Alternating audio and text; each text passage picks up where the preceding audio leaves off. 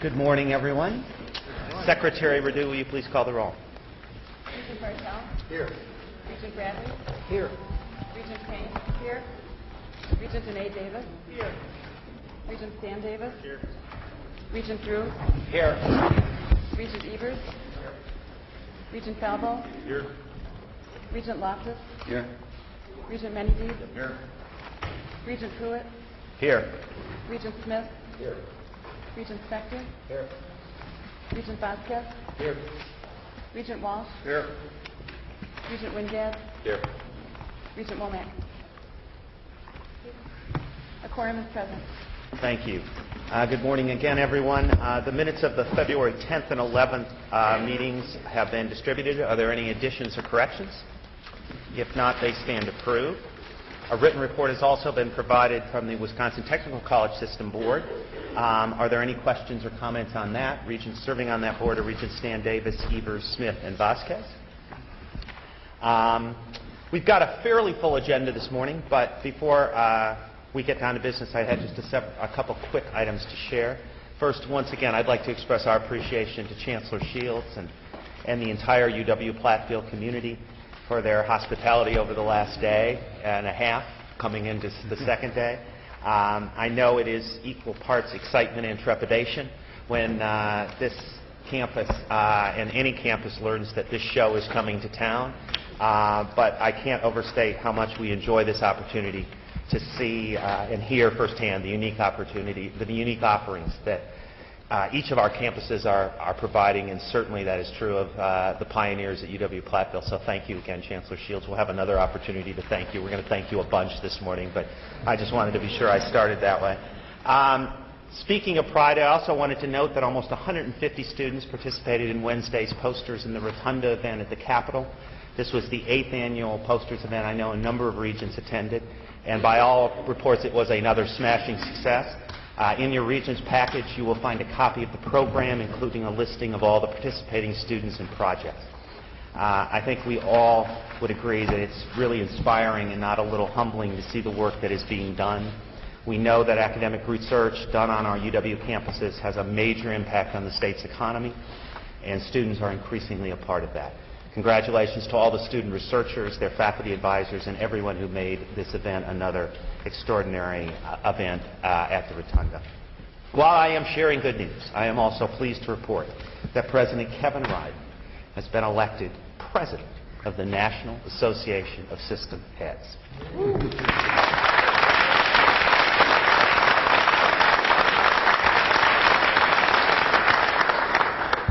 NASH, as it is called, like WHIP. NASH is the association of the chief executives of 52 college and university systems of public higher education in the United States and Puerto Rico. Established in 1979, it provides a forum for sharing perspectives, problems, and opportunities among heads of higher education systems. President Riley previously served as vice president of that association, and on behalf of the Board of Regents, Kevin, we certainly offer our congratulations. That's very well deserved and well earned.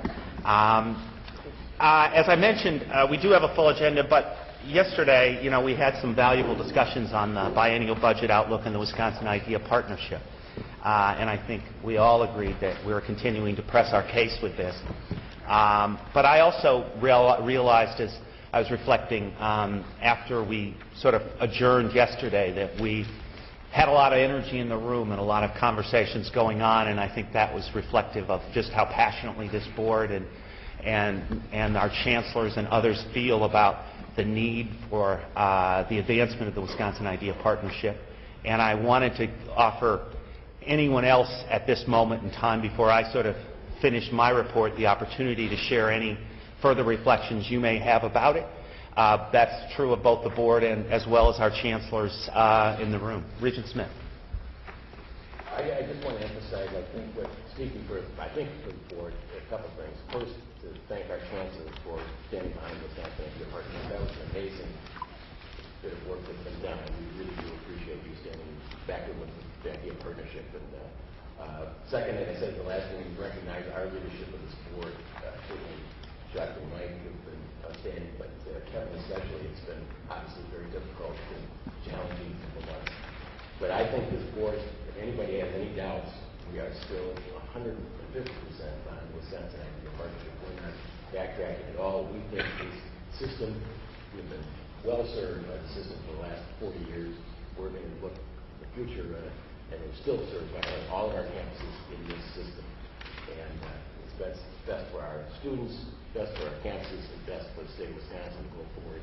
And we think the Wisconsin Idea Partnership is that it serves all of those groups in the best fashion. And we're behind it 100%. And we're going to still be out there, I think, in the weeks to come, giving that message. Thank you. Other comments? Regent Wall. The last meeting when we have passed a resolution supporting, approving, and promoting the Wisconsin Idea Partnership.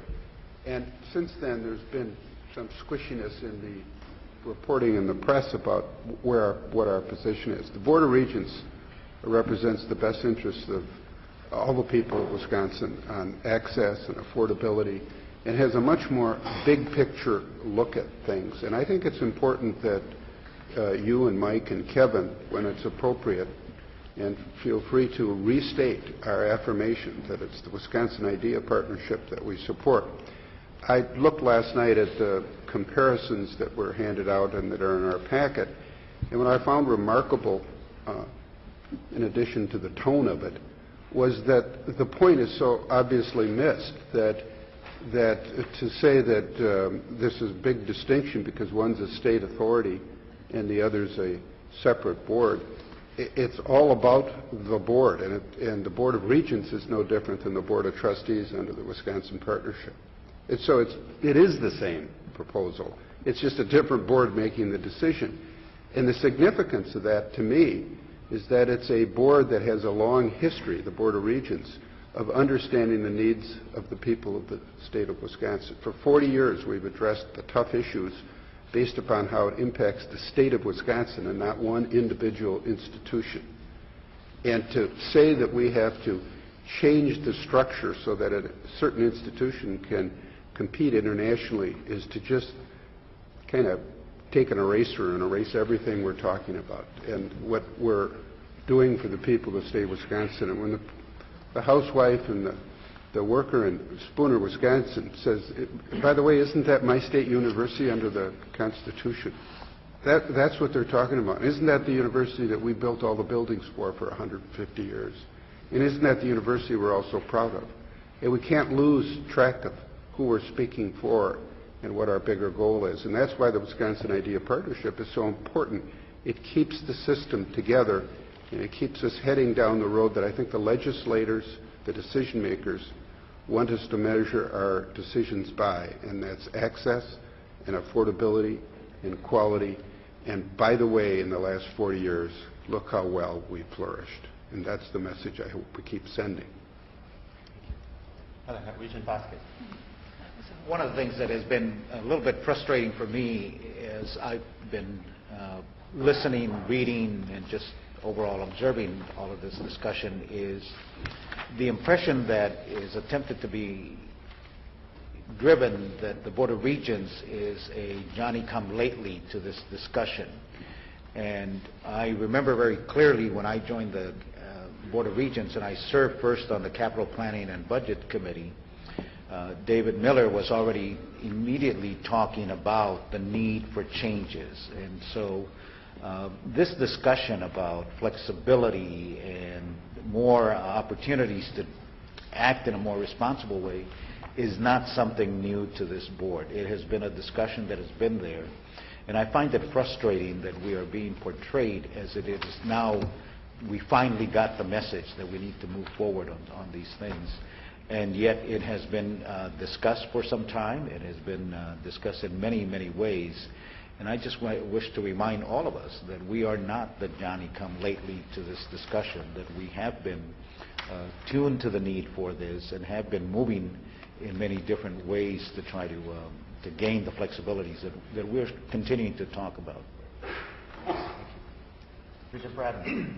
Well, I've been on this board for 8 years now, and in that period of time, I can't remember any subject that has produced more email from people around the state, but also very thoughtful typed letters and handwritten letters.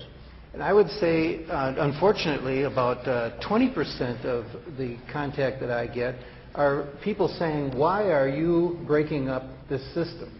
So my immediate response is to let them know that this is not a Board of Regents initiative. It's something we're responding to but did not initiate.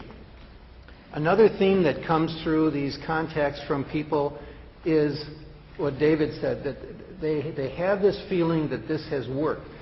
They might not be able to recite that we are ranked in the top 3 or 4 for efficiency around the country, but they have a feeling that we're doing okay. They might not be able to recite exactly where our tuition levels have been in comparison to other states, but I think our steady, moderate, and predictable policy of around 5.5% per year tuition increases has finally resonated, and people are not talking about Wisconsin with these double-digit tuition increases. They are very concerned about what any kind of change could do in terms of tuition at the Madison campus. And finally, I would observe that a number of these people start out saying either that they have a degree from the Madison campus or most of their children have degrees from the Madison campus, and then they go on to say passionately why they don't think that separate systems makes any sense, whether they were around when merger happened or whether they're newer to the discussion. They just have this innate sense of balance in saying, why 2 boards? Why 2 systems? Can't you people figure this out efficiently under one governing structure? In all this time, whether it's been our tuition policy or anything else we've done, I have not had as many contacts from people around the state, people I don't know. And the most impressive thing to me is the personal letters rather than a 2-sentence email. The 2 or 3-page single-spaced letter written by very thoughtful people trying to convince me to vote to keep the system together. Other comments in the comment? Oh, absolutely. And I want to thank the Regents for their comments yesterday and this morning. I appreciate it. You know, one of the things that I think has happened to some extent is that the Wisconsin Idea Partnership has been painted as an argument for the status quo. And it's not. It's an argument for new, significant flexibilities that all of these chancellors need to have. And to do that in the context of the University of Wisconsin system that includes all of our campuses and all of our chancellors. You know, when I was hired by this board almost 7 years ago now, I was a chancellor, for those of you who weren't here then. So I understand that it's radically important for us to have the kind of flexibilities that the Wisconsin Idea Partnership, I think, argues for very well and lays out a pathway to very, very clearly. I think if we can get those, I think UW-Madison and all the other campuses can flourish, because it will be a change. It will be a changed environment for us, not the status quo in terms of how these folks have to operate on their campuses and with their stakeholders. So I think we just need to keep the maybe the 2-sided thrust of the Wisconsin Idea Partnership in mind. Yes, it's about change, and it's about change within the context of a governing structure that we think has worked very well, and if we get the changes we need now, can continue to serve our institutions and the people of Wisconsin well for a long time to come. Thank you. Regent Davis? Would you come? This time I didn't write it down, Mike, so here we go. A little bit. That's a personal joke. Anyway, some of you have heard me talk about biting my tongue. Some of you have heard me talk about biting my tongue till it bleeds. I want to say that I'm really very proud of this board. I'm very, very proud of the leadership at our institutions. I'm proud of the UW system leadership in as much as we have taken high ground to avoid the pitfalls of getting personal. in such a way as to get in the way of what the ultimate goals are. And I think we should be commended for that. The risk that we've taken by doing that has been to, perhaps for some, send the wrong message about whether or not we are strongly supportive of our stakeholders, and those would be the students, the faculty, the staff, the leadership, the parents of our institutions. We have not. In fact, what we're doing and the approach we're taking to be very clear about what we are for has been so that we can win. And I think that I want to say that because I want to make sure that those who are wondering, well, why haven't you said this or that or the other, it's because we've had the eye on the prize. It is not because we are not 100% and passionately in support of what we're for. So I just, I don't know if that was very articulate, but I just felt the need to explain why I've been biting my tongue. Thank you. It's quite articulate. Thank you, Regent Davis. Quite articulate. Thank you for that. Regent Falvo. I just wanted to make one point, and it kind of goes along with what's been said, but we're part of this to come out better is to reduce red tape. And we have two forms of red tape that we're dealing with. We have the legislative form and we have the system form. And it goes back to what Brent said about the chancellors, that it's tremendous to see them rally round for what they know is the right thing to do, and that is in that piece it's legislative. And I know we've said this, and I know we'll do it, but I just want to renew the commitment to the chancellors that system red tape is on our agenda and it's not coming off. So once we get past this first step, we're going to, I personally will, and I think everybody agrees. If you don't, obviously you'd say so, but we will take up that cause with Kevin, with the system, and with your help. Thank you. Regent Crane? I just want to add that the importance of the message of the strength of our position and the passion with which we feel it, but we are absolutely unified on it. Thank you. Any chancellor comments? If not, welcome them. You've been praised quite a bit. Don't you have anything to say for yourselves? I don't want to spoil the atmosphere. Thank you. Okay.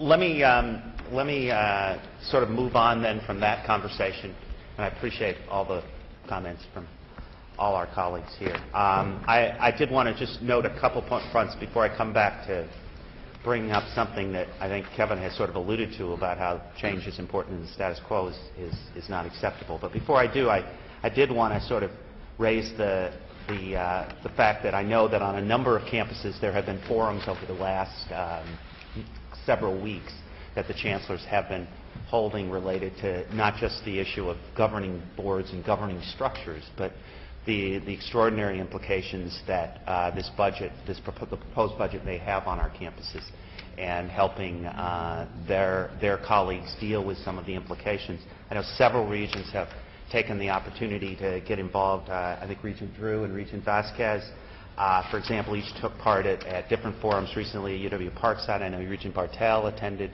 at UW-Whitewater. I know other forums are coming up. I asked the board, and I really appreciate already all the efforts and interest that you have of individual board members to joining our chancellors at those forums when your schedule permits, to hear directly from our stakeholders about some of the things they're dealing with, and hopefully provide some regent perspective on what is happening. I don't know if any of the regents who have attended the forums wanted to share anything at this point in terms of what they heard or and what kinds of feelings they got out of that, but I'd welcome that and wanted to throw the floor open to that if you so desired. Regent Bartel.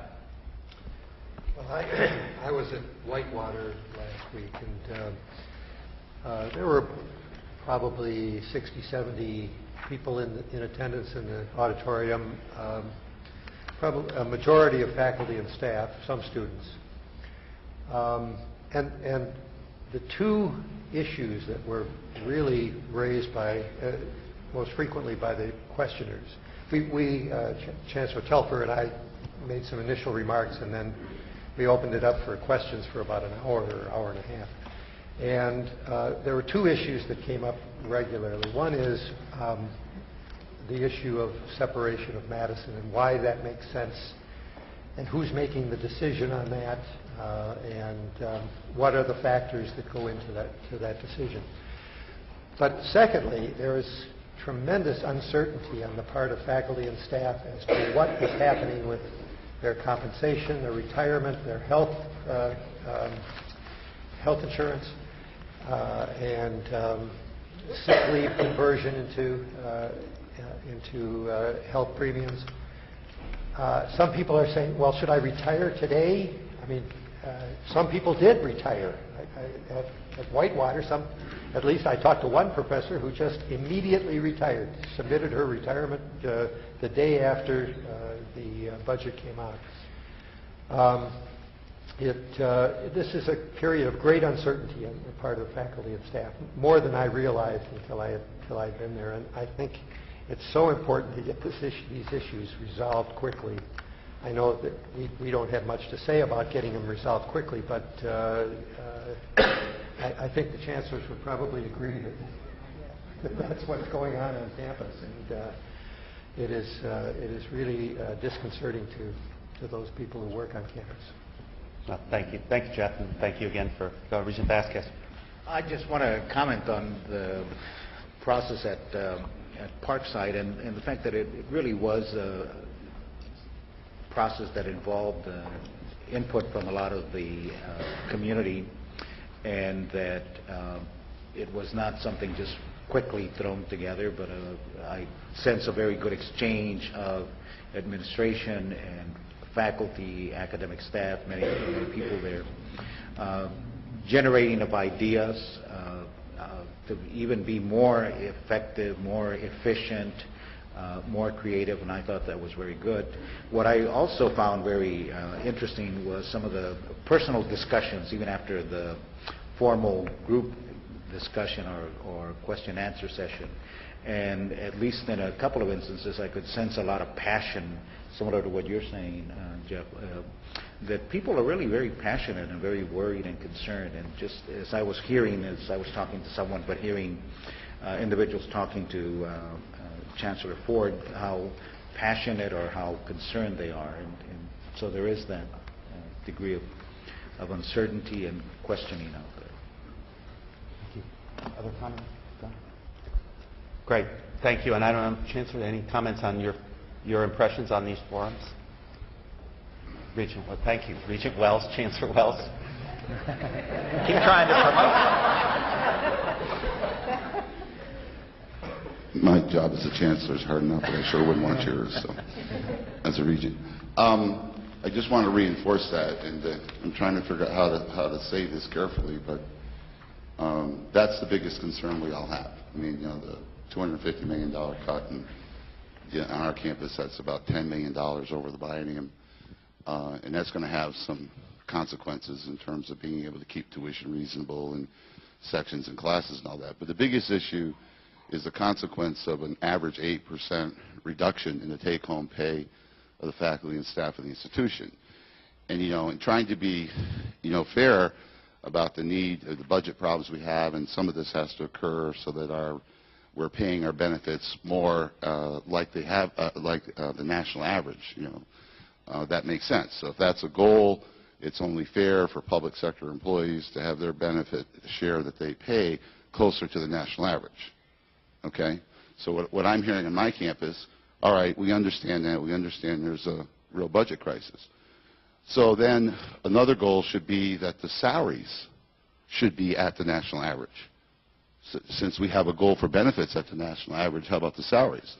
And in our comprehensive campuses, you know, we're 10, 15, 20%, depending on which rank and category you look at, behind the national average in salary. So if you couple that with the biggest fear we have, it's not so much recruiting new talent and getting them to accept our offers. It's the fact that significantly more people are going to be leaving in a group, and that's going to cause all type of problems of replacing that talent, the institutional memory. So if we don't have salaries that are anywhere near the national average, and we have benefits that now are at the national average, that's our crisis, and that's not a small crisis. So the final point, if I had to pick the single most important things that the flexibilities will provide for us to lead together at the campus level, is to get at that issue. We can get at that issue and start working. It's going to take time to get those salaries to the national average if we have more flexibility in the campus to do that. And that's one of the things that's keeping our faculty and staff committed to the Wisconsin Idea Partnership. And that's why it's most imperative that we get the Wisconsin Idea Partnership through. Thank you. Thank you very much. Thank you, Chancellor. Okay, I think if we're ready, I'd like to move on to, before I complete my report, and I'm almost done, I would like to offer something for us to ponder, and that is the notion of increased regional representation on this Board of Regents. And I have a resolution to offer that I'd at least like the Board to consider.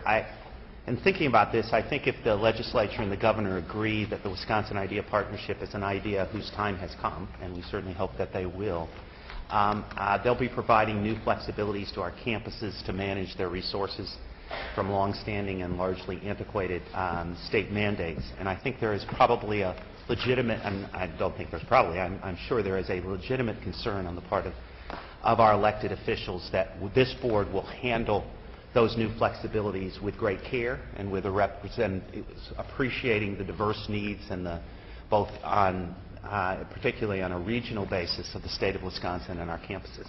And I think we would all agree this would be a very new era, and that change is important and the status quo is not acceptable on many regards. And given that fact, I have come to the conclusion that I believe changing the nature of the Board of Regents to ensure that every region of Wisconsin is represented on this board is an important concept. I know it's something, as we talk about listening to the chancellors on our campuses across the state, I have heard this a time or two as I have traveled across the state and visited campuses about how important it is for them to feel like their region of the state is represented, and there is a region, at least one region, who has some close proximity and understanding of the needs and appreciates the needs and the unique needs of their part of the state. So I would like to offer a resolution, which is in your packet,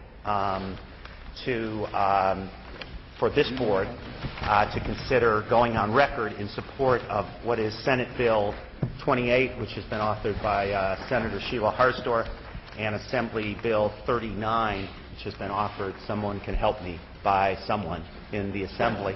But they are identical, so I'm not asking you to endorse a resolution of legislation that you don't know about. But it is legislation that would amend Statute 1591 to provide for the appointment to the Board of Regents of at least one citizen member who resides in each of Wisconsin's congressional districts. And the resolution outlines the reasons for that, but I think the operative paragraph or two is the second to last one, where it says, whereas with the Wisconsin Idea Partnership, the Board of Regents would receive new flexibilities to help our campuses manage their resources more effectively and better serve the 182,000 students who attend our institutions. And elected leaders need to be sure that the Board of Regents will use those benefits those flexibilities to the benefit of all the people of Wisconsin. Now, it is resolved that we would we would offer our support and endorsement of Senate Bill 28 and Assembly Bill 39. Just for the record, and then I'll open it up and see if I get a second here. This board in the past has been neutral on the position on this issue, but again, I do think times are changing, and I do think it is important for this board, I'd like to suggest, to recognize the evolution and the change that is occurring in our state, and hopefully with the introduction and the adoption of the principles of the Wisconsin Idea Partnership, I think this is very consistent with that era of change. So I would like to at least move that resolution and ask if there's a second. Second? Discussion. Yes.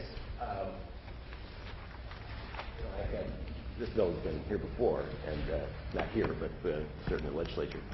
First, I looked at it, I see it has bipartisan support. This is not a Republican bill or a Democratic bill. I see my state representative Schilling on the list, and I see many Republicans and many Democrats, so I'm glad to see that. So this is not being put forward by one party or the other. But I've had mixed emotions on it. Living on there's always been that tension between, do you want the governor to have that discretion versus the the whole state, and being on the Minnesota border where I am, western Wisconsin, there's always been kind of that tension in my mind. But I think what's swayed me here in the last couple of weeks thinking about exactly what you said, if we're going to be true to this Wisconsin idea of partnership concept, which we all are, I think, unanimous and very supportive of, I think this is entirely consistent with that, and I hope we can approve it, and I hope the legislature does the same. Mr. Love? Well, there's a reason why this has never passed into law. It's vetoed. If it once. There are two reasons. One, it's attempting to fix something that's not broken. The second is that regardless of the current situation, governors need this latitude to be able to choose the people that they want on the Board of Regents.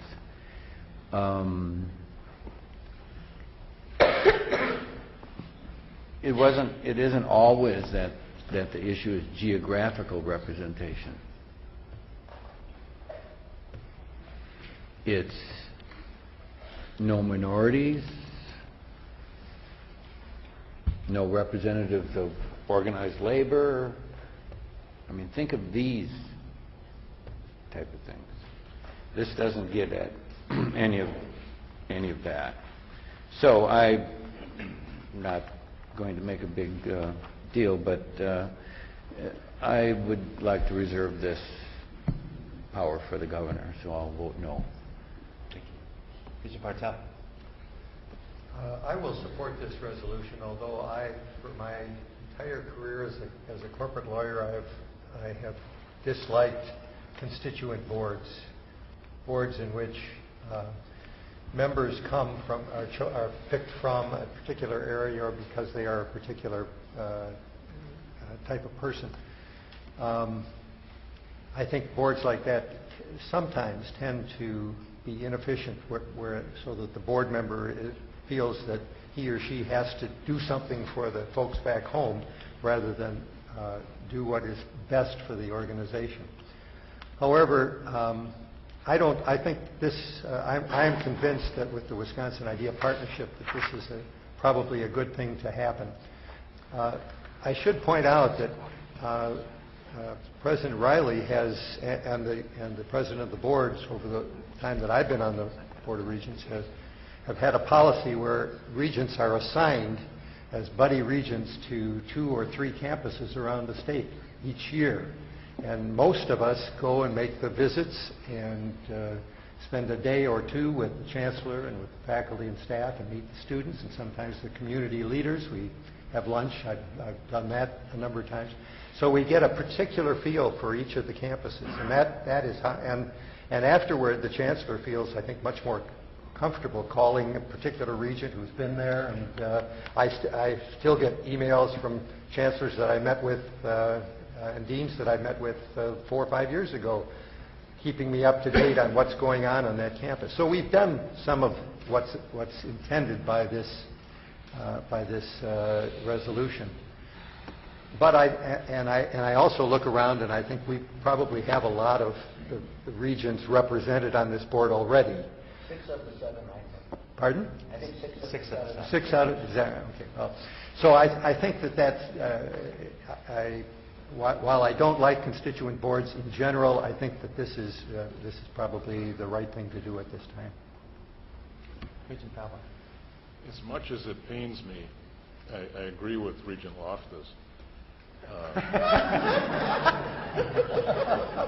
And I think, sometimes it's almost like trying to manage something that we shouldn't be managing. And it's not, I don't think it's a big issue, but I would just as soon leave that discretion in the hands of the governor and promote the types of representation that Tom was talking about. A question, is this, if this is approved by the board, is this contingent on the Wisconsin Idea Partnership passing? If it does not, then that support? No, it would not be. I mean, it's a good question. It would not be. I mean, and I would just remind the board, we are simply, I mean, obviously the legislature and the governor can ultimately make this decision as to whether or not this is legislation in the best interest of Wisconsin. I think the issue before us that at least I felt was worthwhile is us expressing our understanding and appreciation for the benefits of this legislation going forward in terms of ensuring, in tandem with the Wisconsin Idea Partnership, that individual campuses across the state will feel comfortable that the board is at least have a sort of a regional appreciation of the unique needs of Regents, which I think we all agree. You know, the northwestern part of Wisconsin is very different than the southeastern part of Wisconsin, and I think reflecting some of that diversity is I'm sure, the motivation of the authors of the legislation. But no, it wouldn't. Inspector. I'm in support of this, and I want to make 2 points that are relevant to what was said and one different one. First is that what Jeff said, I've had similar experiences with boards that are solely ward, so to speak, representation. What I like about this is that it's a mix, that 7 of the seats would turn out to be from each of the areas of the state, and 7 would be in the governor's discretion, and really he or she would have discretion within the others as well. And I think that's a fair mix. And I say that because when I was the chair of the governor's task force on K-12 education, Judy and John and others were on, and I traveled around the state on that, I learned how important it is to some of the people, particularly in the northwestern part of the state, to make sure that they are represented, that they do feel isolated sometimes from the rest of the state, particularly what was it, south of Highway 29, they would say. So I think on balance, given the way this is done, it's a good result.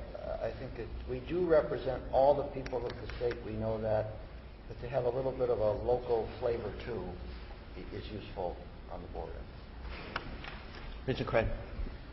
I agree with the statements that have been made about concerns sometimes with boards that are entirely made up of regional representation, and I had some school board experience in which that has been very evident to me. At the same time, and so there is some ambivalence for me about this. At the same time, as somebody who represents a particular area of the state in a certain sense, because that's where I live, I know that there is something that people like to identify in terms of some person who they recognize as being a part of the life and culture of that area.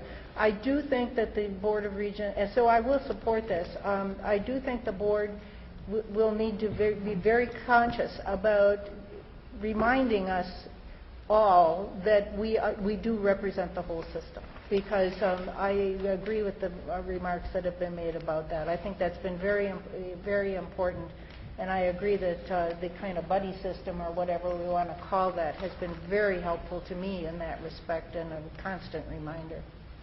Thank you. Regent Davis, did you?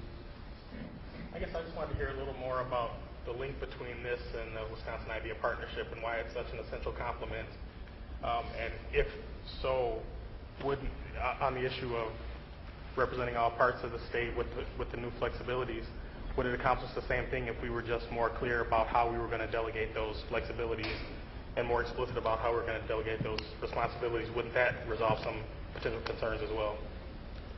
Well, I will offer, and then others can share. I mean, my belief is that we are asking the legislature and the governor to do something that they have up to now not been all that comfortable doing, which is providing some of these flexibilities. And I do believe, for all the reasons that have been talked about already here by at least some, that one of the legitimate concerns will be, is my area of the state going to have a voice at the table in the implementation of these flexibilities? And I think, the legislation which has been offered provides at least one additional set of reassurances as we move through a period of change to those in the legislature and in particular, that those kinds of new flexibilities which are being granted ultimately to the Board of Regents, with the idea of eventually pushing down as many as possible to the campuses, that as the governing board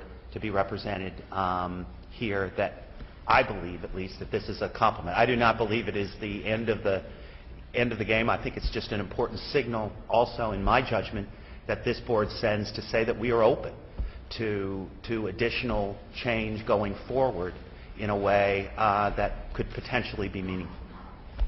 So that's at least my... You know, we all develop our beliefs and change our minds over time.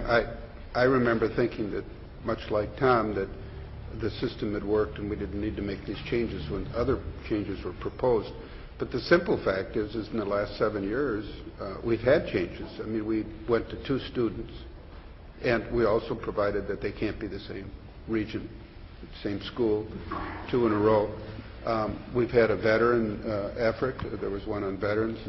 And what's persuaded me is the messages I'm receiving from around the state that this is their system, and that even UW-Madison is considered their school. I recall back in the 60s, pre-merger, my father getting a phone call from Governor Knowles saying, I'm not going to appoint you to the Regents because I've got to appoint somebody from a different part of the state. And it was Odie Fish down in Heartland. I always remember that because I never thought of Wisconsin being UW-Madison, even back in the 60s, was considered a state school. I mean, it was, obviously we have a constitution that says there should be a state public university at the seat of government. But my point is that for years, governors have always tried to find the representation. So I'm not worried about having it in a statute. It's what I think they've all been doing. But more important than anything, I think this controversy and this dialogue we've had with the public is that they care about this as part of their state assets, and therefore I have no trouble saying we should have somebody from each district. I mean, that is, as you say, it's 6 out of 7 now, and I think if we went back, you'll find it was probably always covered in the past. So I'm not as troubled, and I've changed my mind about the governor's authority. It's only one. We took one from him with the students. So we added one, I should say. No, we forced another student on him. We said, we're going to do this. Are there any other comments? So you're still mad at no? If not, oh, Regent Wellman. Statement. It seems to me that, and I would definitely support this legislation, and one of the reasons is it's actually the leadership of the system that's responsible for engaging all of the regents in the idea that we are here for the common good. And I would support the fact that this indeed is a leadership effort. We all have to know that, and we have to take that message from our leader. But I also think that once we understand that we are here for the common good, that we in fact will have perspectives. And our perspective actually helps the common good get to where we need to be. And I respect those perspectives, and I like the idea of the regional representation. Thank you. Thank you. Regent Wingate. I just wanted to say one thing. I guess I've had to deal with identity a lot on this board as a student and being asked to make decisions for all different constituencies in the system and for citizens across the state. And so there's only one thing that makes me uncomfortable about this, and that's to the extent that this might enforce the idea that we have Milwaukee Regents or La Crosse Regents or Eau Claire Regents and not Regents for the state of Wisconsin. I believe we need to resist that. I don't think we should get into that kind of situation where one region comes to the table trying to advocate just for one university, and I don't think this board is that in any way. But to that extent, I need to be assured in some way that that isn't going to happen, and I don't think there's any way to assure somebody of that. But as a citizen, I would support this kind of measure. It's just hard for me, especially when I've made the argument to the contrary and how this board will remain neutral on this situation to take it up now and support it. I think that's difficult for me. Well, I would only respond to say that you are a great role model for why I think we could potentially all feel comfortable. I remember our early conversations, and I may have mentioned the fact that I was hoping that you would not be a student regent, but a student who was a regent of the University of Wisconsin system. And I think that penultimately it remains in the governor's discretion in terms of who they appoint, and I would expect and hope that governors going forward would appoint regents who will represent the entire system, wherever they live is sort of a secondary concern. And I think that's been the tradition on this board. And again, I think the mixture that is offered in this legislation, as Regent Spector has pointed out, between ensures that going forward, this would just potentially be a board that would reflect a little additional geographic diversity, but also provide some comfort and encouragement to people across the state that this board will continue to advance the Wisconsin idea, as I think we have done for the last 40 years, pretty effectively. But other comments? Not, are you prepared to vote? Yes. All those in favor of the resolution, please signify by saying aye. Aye. Opposed? No. Would you? I believe the ayes have it. Would you like our roll call? Yes. Okay.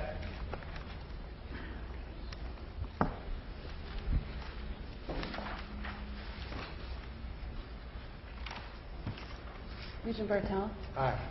Regent Bradley? Aye. Regent Crane? Aye. Regent Danae Davis? No. Regent Stan Davis? No. Regent Drew? Aye. Regent Evers? No. Regent Falbo? No. Regent Loftus? No. Regent Manydeeds? Aye. Regent Pruitt? Yes. Regent Smith? Yes. Regent Spector? Yes. Regent Vasquez? No. Regent Walsh? Yes. Regent Wingate? Aye. Yes. Regent Womack? Yes. 12 ayes, 5 noes. Thank you. So thank you, and thank you for that conversation. Let me give you just a quick update, a brief rundown of this morning's agenda. We're going to follow up yesterday's budget discussion with a presentation on the latest UW System Accountability Report, Investing in Wisconsin's Future. We'll also address a topic that's been racing around the cyber world recently, and that is the issue of academic freedom. More particularly, we'll look closer at the history of academic freedom in the UW system. That's the lineup. Before we dive in, I will turn things over to President Riley. President Riley. Well, thank you, President Pruitt, and good morning, everybody. Good to see you on a Friday in Platteville. I want to share some news from around the system that I think you'll find interesting and uplifting. Starting with UW Stout, we have Provost Julie First-Bow here representing Chancellor Sorensen, and I'm very happy, and I think we're all proud that she's been selected to participate in the Fulbright Specialist Program. As part of this short-term program for senior administrators, Julie will be working with a new university in Azerbaijan for 2-week periods in April, July, and November, helping their administrators establish policies, programs, and planning and assessment processes. Provost First-Bow has been extensively involved, as many of you know, with the Baldrige efforts at UW Stout and serves as a senior examiner for the Baldrige Awards program. So congratulations, Julie.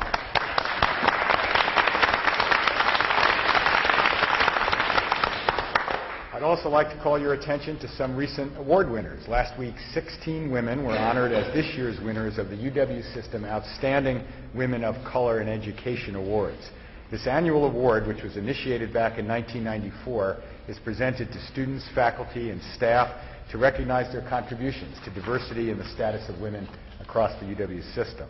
We have a long-standing commitment to promoting diversity at our institutions, and the contributions and dedication of these outstanding women of color provide a fine model for others to follow.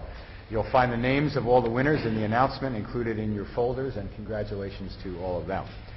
From UW-Madison, I'm pleased to share the news that limnologist Stephen Carpenter has been awarded the 2011 Stockholm Water Prize, the world's most prestigious award for water-related activities. People have said this is the equivalent to the Nobel Prize for people who work in the area of water.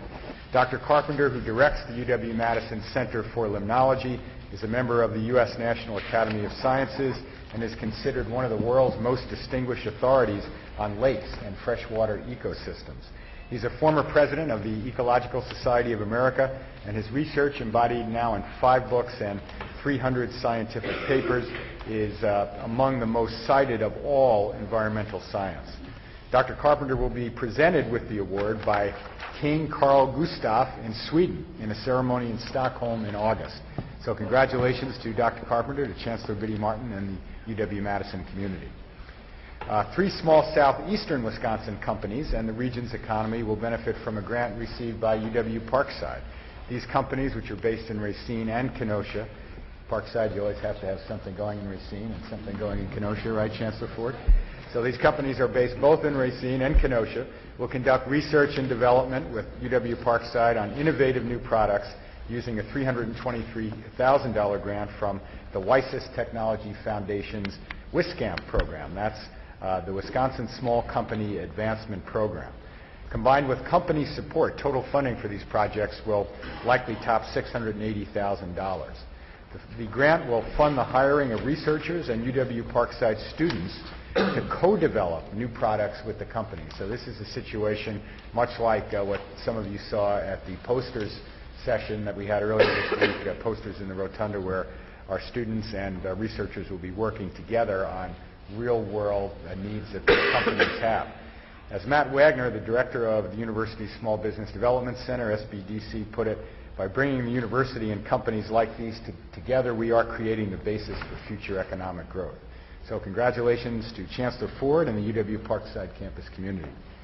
From the sporting world, we'd like to congratulate the UW women's hockey team at UW-Madison women's hockey team. This is really quite a set of numbers. Listen to this. They recently defeated Boston University 4-1 to claim their 4th national championship in 6 years. The Badger women, who closed out the season on a 27-game unbeaten streak, outshot Boston University 36-16 in the championship final. The team's 37 wins also set a new record for the most wins in a single season in NCAA women's hockey history. 4 players from the team were named to the 2011 NCAA Women's Frozen Four All-Tournament team.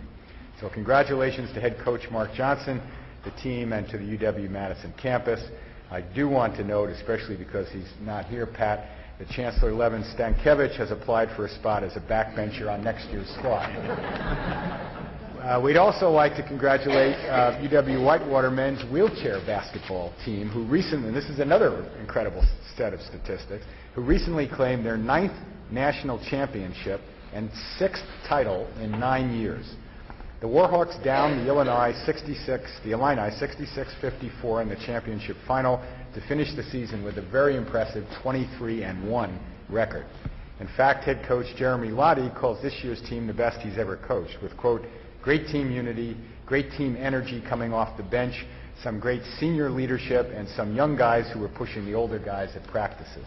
So kudos to the Warhawks, to Chancellor Telfer, and the UW-Whitewater campus community.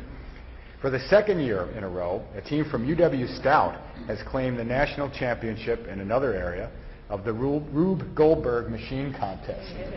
The Rube Goldberg competition challenges students to create a machine that turns a simple procedure into something complex. And by the way, Chancellor Sorensen has often claimed that that is a metaphor for system administration, but we demur. The resulting machines are then judged on creativity, complexity, and functionality. This year's challenge was to make something that would water a plant. UW-Stout's machine, called the Westing Estate, achieved that seemingly simple goal in 135 steps, all while telling the story of a haunted Louisiana mansion. The team's creation included a church, mine shaft, gazebo, gardens, water pump and water wheel, 2 catapults, and about 24 steel ball tracks. And yes, in the end, it did actually water a plant. So co-captain Andrew Benke estimates team members spent about 2,000 hours working on this machine. So congratulations to Chancellor Sorensen and Provost First Bow and the UW-Stout campus. From UW-Eau Claire, I'm pleased to share the news that longtime benefactors Dave and Marilyn Karlgaard recently established 2 new scholarship funds in mathematics and physics, recognizing the university's focus on applied learning and research opportunities. Dave Karlgaard, a 1967 UW-Eau Claire graduate who co-founded and serves as CEO and president of an internet technology consulting firm, calls math and physics critical to science-related careers. Each scholarship will be endowed over a 5-year period by the Karlgaard Family Foundation. They'll have grants of $100,000 in that period. Dr. Eric Hendrickson, chair of the UW-Eau Claire's Physics and Astronomy Department, noted that his small department has relatively few scholarships available, so this new gift will boost their very best students to strive for excellence in both the classroom and the laboratory. And these kinds of efforts are certainly very welcome to support our students, encourage them in the STEM fields, hopefully some of those students going on to graduate school in some of those fields. So congratulations to Chancellor Brian Levin-Stankiewicz and to the UW-Eau Claire campus. The Center for Economic Research at UW-River Falls, working with the St. Croix Economic Development Corporation, has launched a brand new economic dashboard that makes data on key economic indicators regularly accessible to both businesses and individuals. The Economic Dashboard Report, which focuses on Pierce, Polk, and St. Croix counties, some of the most rapidly growing counties in our state, will be updated and released monthly. It allows business owners, for example, to easily track total employment rates or residents to follow local housing market data. Dr. Logan Kelly, an economics professor at UW-River Falls and the driving force behind the report, says it's a matter of providing a service that most businesses have neither the time nor the resources to do.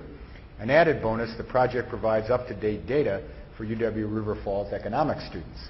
This is another example of how our universities and their local business communities can work together to mutual benefit. So hats off to Chancellor Van Galen and UW-River Falls community.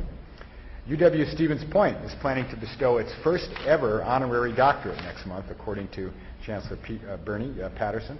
Former U.S. Secretary of Defense and Member of Congress Melvin R. Laird will receive an honorary degree, a Doctor of Humane Letters, at the university's spring commencement.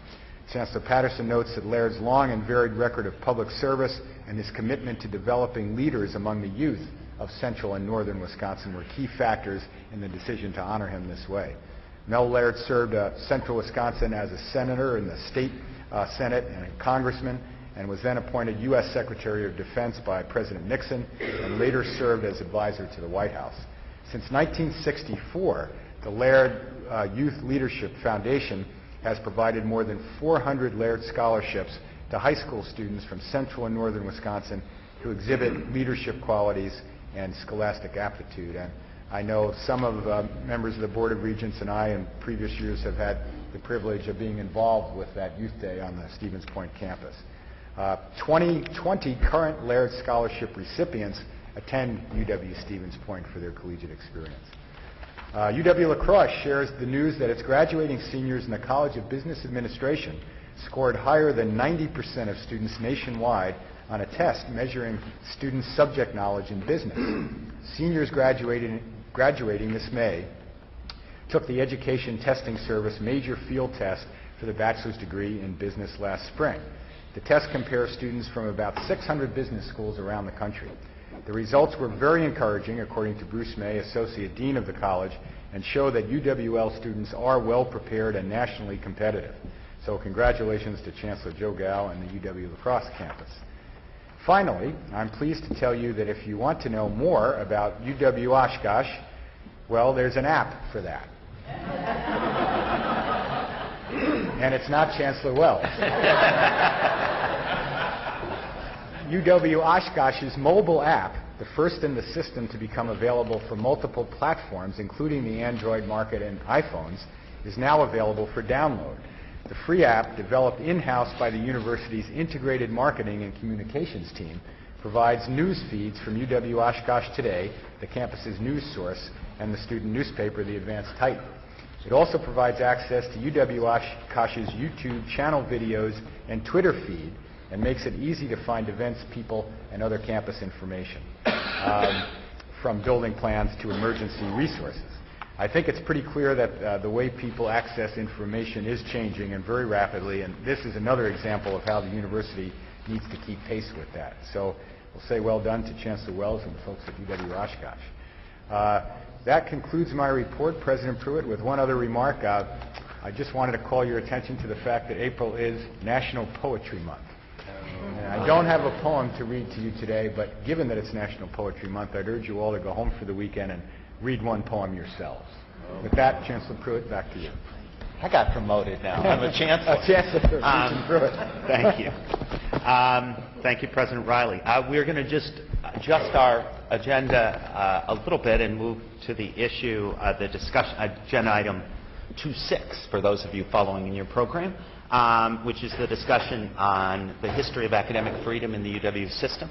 And I would, this is obviously an issue that has gotten its share of attention in recent weeks, and I wanted to first, I believe, turn to Regent Tom Loftus, who, in potentially tandem with others, may lead us in this discussion. Regent Loftus.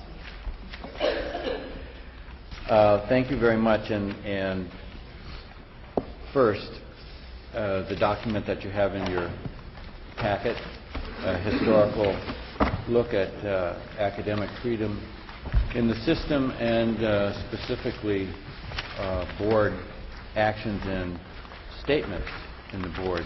But first I want to thank Aaron Kasberg of our Office of General Counsel, Jess Lathrop, Rebecca Karoff of Academic Affairs, Jane, of course, and Tom Stafford, the General Counsel, for all of their research and guidance and putting this document together, and thank Kevin for allowing them to go to it. This was a significant task to tease this out of the minutes, the over 100 years of minutes of the University of Wisconsin and system. And thanks to Regent Crane, who really took advantage of an opportunity yesterday to add to the history and the precedence of the record of academic freedom. And Judy will be presenting that. Would you like me to do that now? Could you talk about that now? This would normally be part of the Education Committee report, but because it's relevant to the discussion that we are about to have, it seems appropriate for me to summarize some of the discussion that we had yesterday on this issue. And this came about for two reasons. Professor Bill Cronin happened to be at our meeting, and he was there not related to this item, to the issue of academic freedom at all, but because he had developed the program in environmental studies at Madison that we were about to approve. Also, coincidentally, on our agenda was proposed amendments to UW-Madison's faculty personnel rules, which included a section on academic freedom, which you have in your packets under the Education Committee materials. The new section for the faculty personnel rules in Madison was added a year ago by the Madison Faculty Senate, and it was on our agenda yesterday, and that too is a coincidence. Because Professor Cronin was present and has recently obviously there's been a good deal of focus on this issue through him, and because of him, we did discuss this to some degree yesterday. Professor Cronin characterized academic freedom as a principle of a foundational principle of American higher education. And he, as has been done in our materials that have been prepared for today for the agenda item we're on now, that in Wisconsin there's a particularly significant history through the case of Professor Ely, which, is that pronounced correctly? Ely? Which set the standard nationally.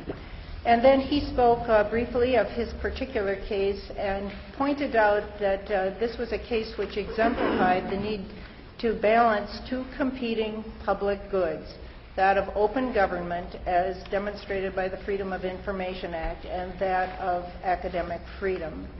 And he pointed out the tension between those two public goods, both of which have a special place in the American public sphere.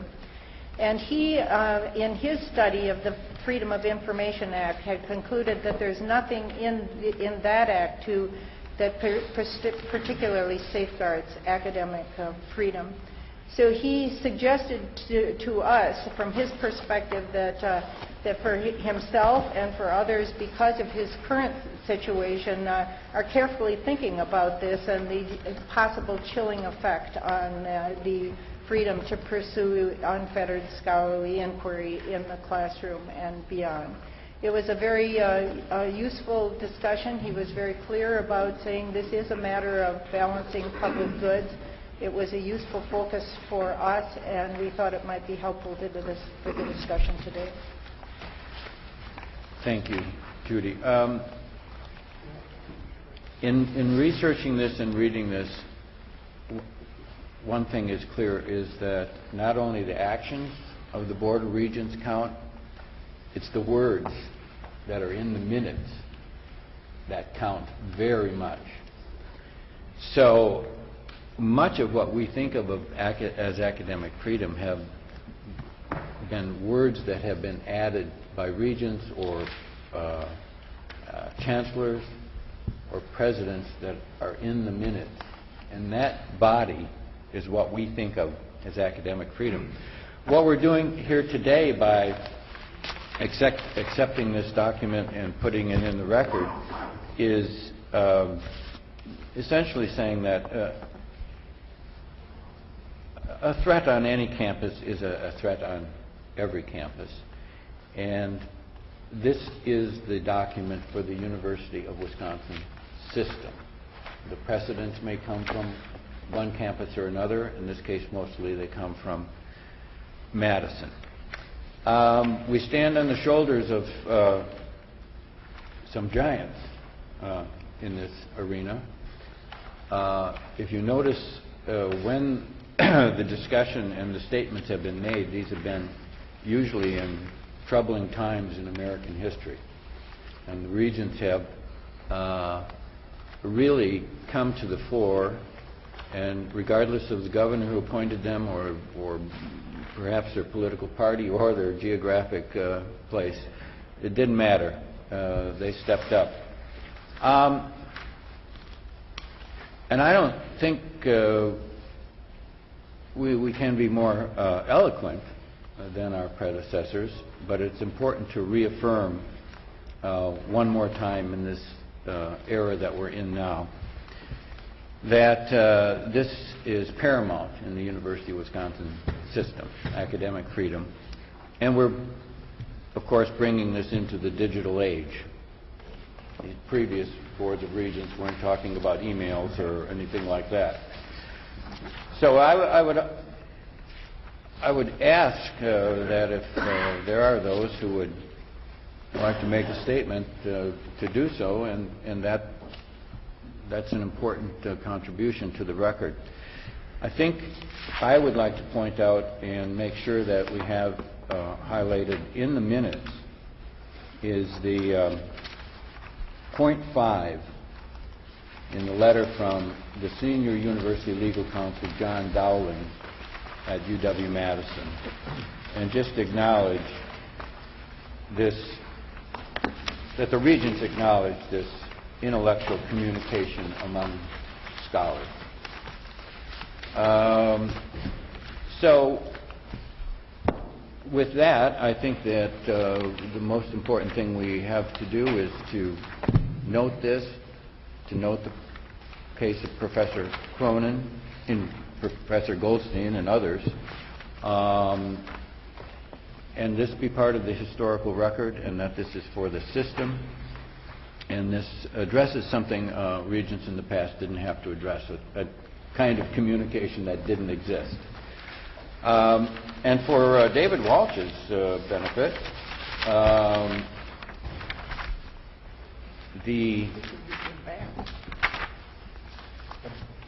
in the July 1962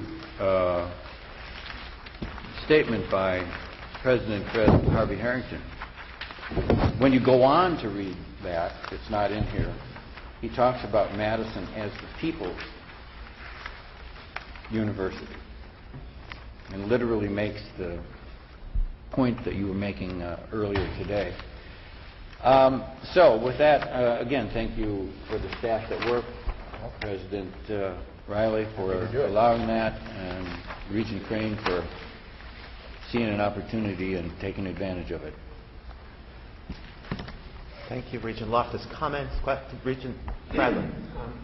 I think this is one of the most important things we can do to reaffirm this.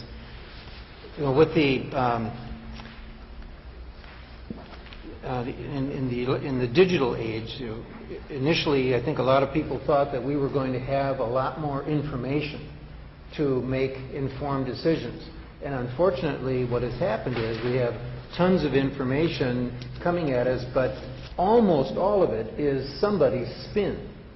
And I believe that what has resulted is that our universities really are becoming the last place where you are going to get fact-based analysis. And if we don't protect the right of people to say, I am going to look at the facts, I'm going to analyze it, and even if I advocate, it's going to be based on facts, but I need to be able to do that in an environment where I will not be penalized for it or attacked for it.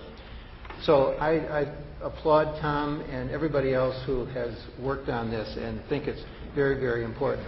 I would just add, and I don't know the person well enough, so I don't know if it was a typographical error or whether it was this person's attempt at humor, but I got a note from a campus dean about a forum to talk about the budget, and he said, we need to continue the process of shifting and winnowing.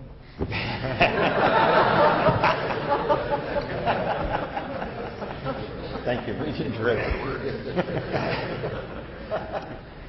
I too would like to thank Secretary Radu for her quick turnaround term paper that she was assigned. It's an outstanding document, and we're very fortunate to have that. I just want to say I think this was an outstanding response from our Madison campus, in particular legal counsel Dowling, to what at best could be described as a dubious open records request by the Republican Party on Professor Cronin. And I think the response has only enhanced the reputation of the University of Wisconsin system as a bastion of academic freedom in this country. Thank you. President Pruitt? I'm sorry. I just wanted to, on behalf of the faculty of the University of Wisconsin system, of which I'm proud to be a member of faculty at UW-Parkside, I would like to thank Regent Loftus for bringing this to the table today. I would like to thank all of you for the reaffirmation of this important principle. It is not possible to overstate the chilling effect that has been felt by faculty on every one of our campuses by the current circumstances, or the importance of this to the very heart of the mission that we all support. So I would really like to thank you.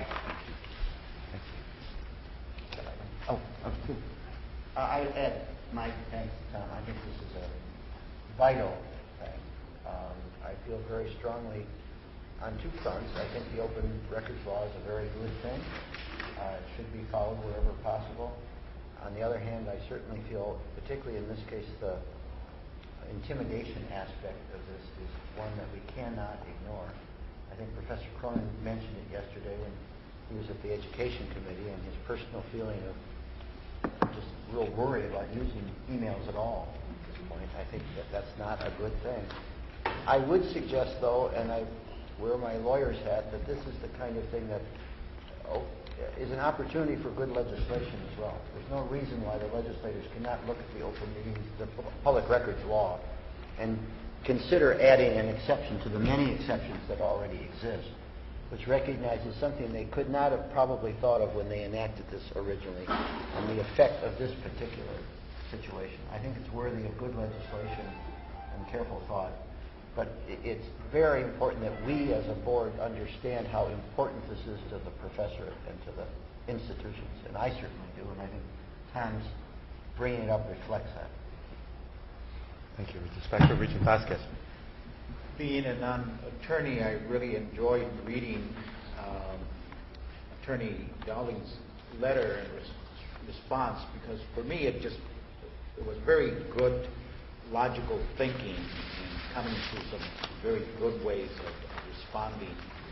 And so, and I want to thank Tom also, like everyone else, but and his referencing the letter.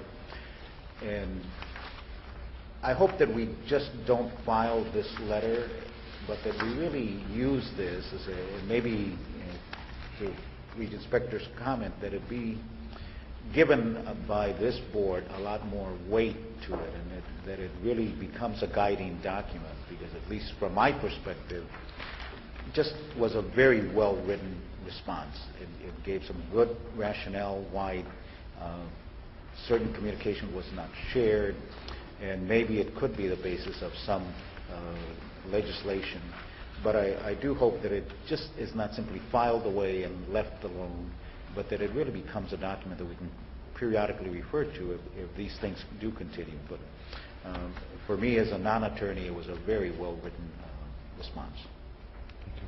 Regent Craig.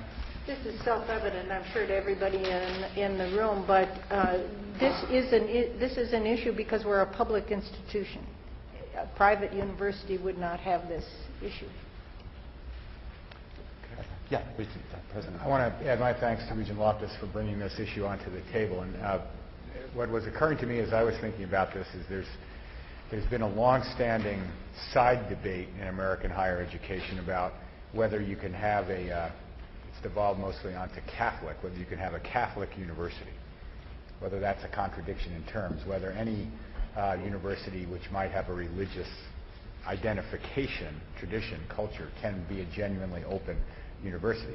Interesting debate which continues to roil. I happen to think the answer to that is yes, but I won't get into that debate. But I think part of what we're dealing with here is the question, can we have a public university in the digital age? And that question is usually asked. We spend a lot of time with that question right below the surface when we look at our budgets, right? We're becoming more private. That's part of what's the impetus behind the whole question of what the future of Madison should be, what the future of the system should be. The question of can you have a public university in this context goes to the question of the digital age and how new laws that get passed to deal with the accessibility and management of information interact with the way the university develops, makes accessible, debates fiercely over information in an effort to turn that information into knowledge that future generations hopefully benefit from. So I think the answer to the question, can you have a public university in the 21st century, I firmly believe is yes, but you can only have it if you have boards like this of public universities who are willing to stand up and repeat again and again what you're saying right now. Chancellor Wells.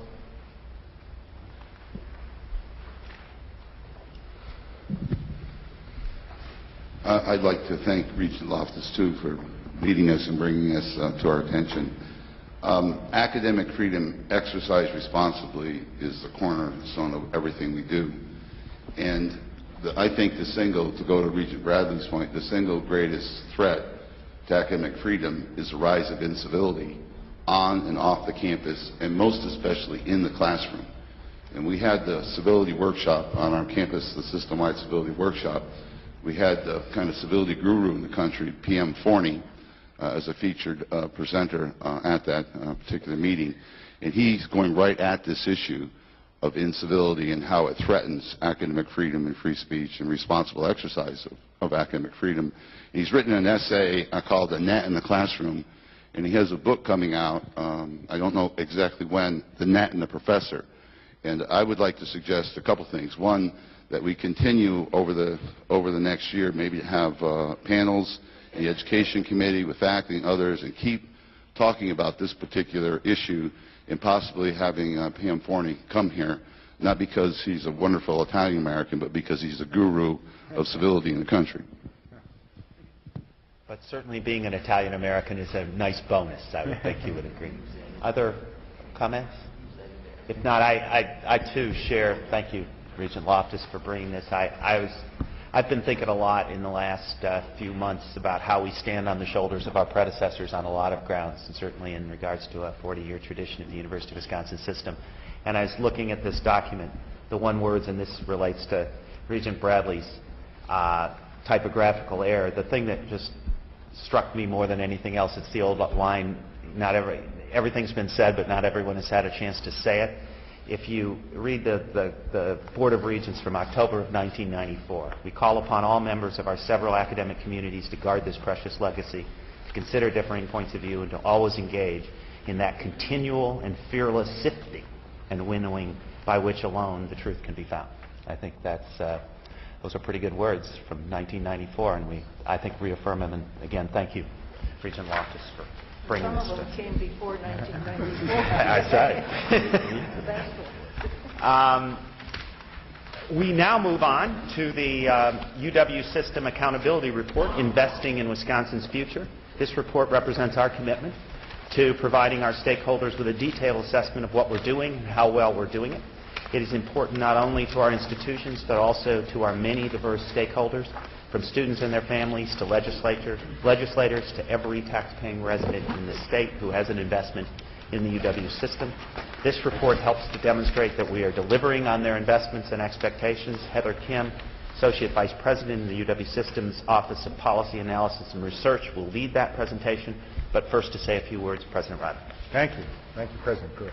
Let me go back very quickly to what I was talking about in terms of some of the developments on the campus. I meant to mention, because I had a conversation with Chancellor Hardin about this Wednesday evening, that his women's basketball team, the Lady Phoenix group, had a great run through the NCAA tournament, and as a result wound up being ranked 9th, Tom, in the country among women's basketball teams. So that's quite an accomplishment for a program and an institution the size of Green Bay. So I think we owe that.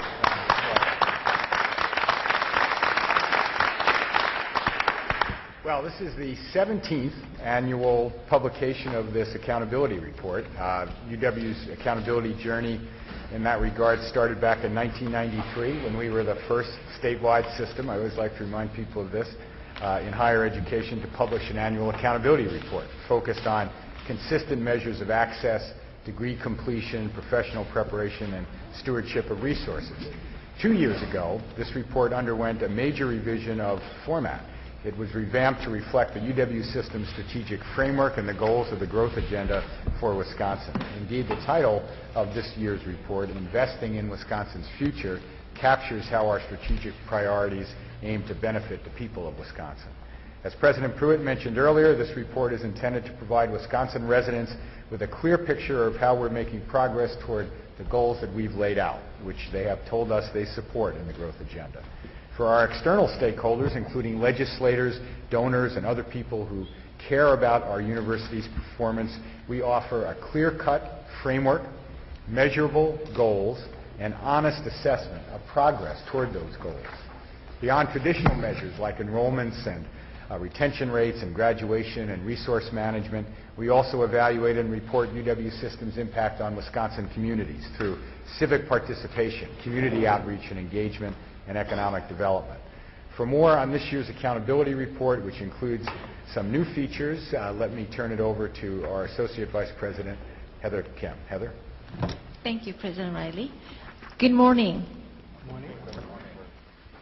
As President Riley mentioned, the UW system has a long history of accountability reporting, and it has been evolved and enhanced and refined over the years. This year's report, entitled Investing in Wisconsin's Future, is the third phase of our accountability reporting. This morning, I would like to first give you a brief overview of the history of the system's accountability reporting and the strategic framework that guides the report. Then I would like to present several improvements to both the system-wide and institutional accountability reports that we made this year. Next, I would like to summarize the UW system's progress on its accountability goals and present the highlights of the results. And lastly, we'll have some time for questions and discussion. The first report, entitled Accountability for Achievement, was published from 1993 through 1999. This report was based on the task force appointed by Governor Tommy Thompson.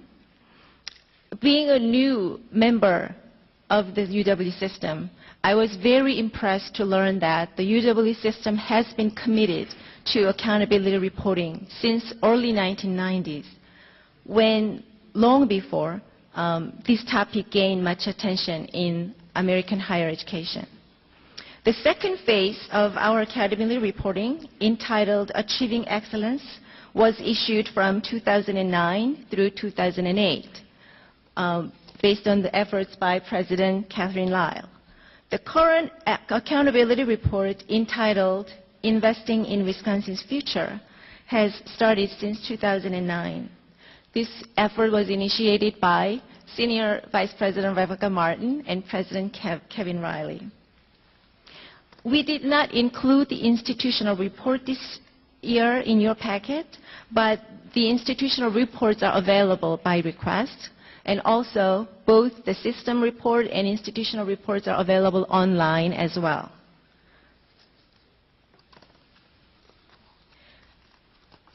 The report has 7 sections following the core strategies of the UW system's strategic framework: prepare students, more graduates, well-paying jobs, stronger communities, resources, operational excellence, and collaborations. 22 accountability indicators are spread among these 7 core strategies.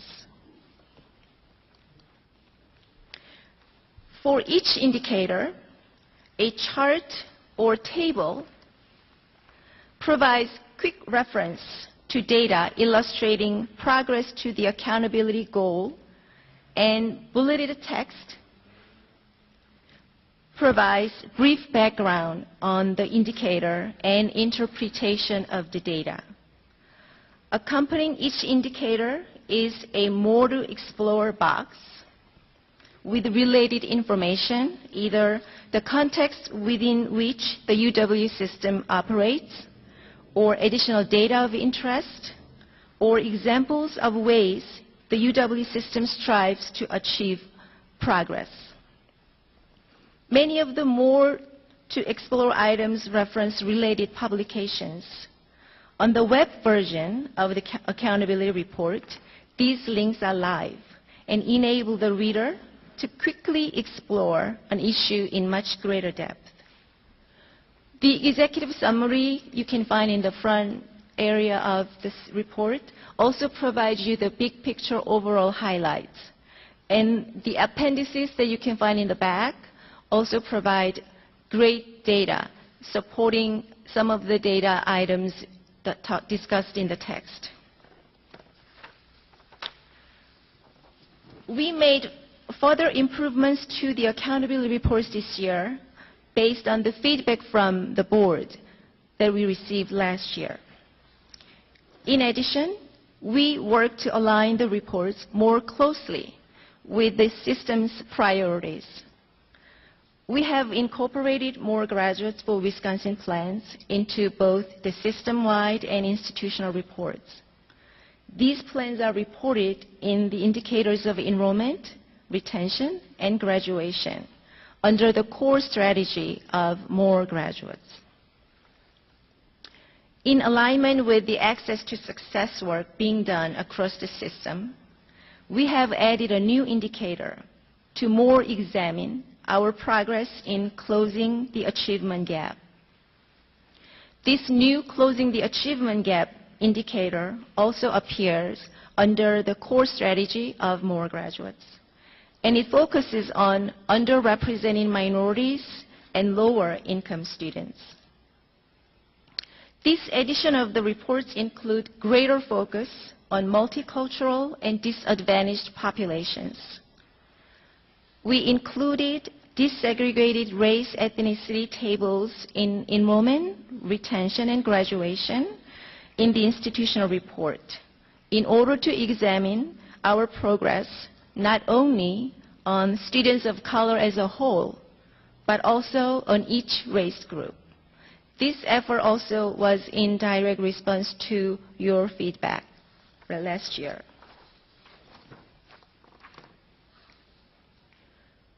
We have added a new indicator to more examine our progress in providing access for transfer students. This was in response to the transfer equity study, but also in alignment with the Access to Success and More Graduates work being done across the system. This year, we set a higher standard for defining the status of our progress. In response to you, the Board of the Regents, throughout the report, sign of plus, plus minus, and minus can be seen. These signify the UW system's progress toward the measurable goals. A plus sign indicates that the goal for the accountability indicator was achieved. We use this sign when all measures related to the indicator were met. A combination of a plus and a minus indicates mixed results. That is, half or more, but not all of the measures related to the indicator were met. A minus sign indicates that the goal for the accountability indicator was not achieved.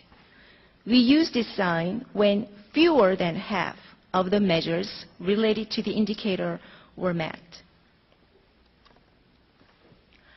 Next, I would like to summarize the UW system's progress on its accountability goals and present the highlights of the results. Before I go on, I'd like to take a moment to thank all of our campuses for providing wonderful photos.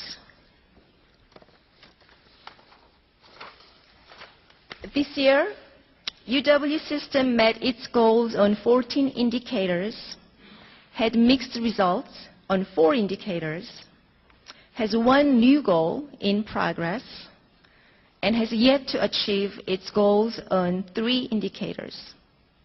These 3 are enrollments, estimated contribution to Wisconsin's earnings, and revenue. I would like to point out one editing correction in the report. The correct status sign for the revenue indicator under the core strategy of resources should be a minus. I suppose we were too hopeful.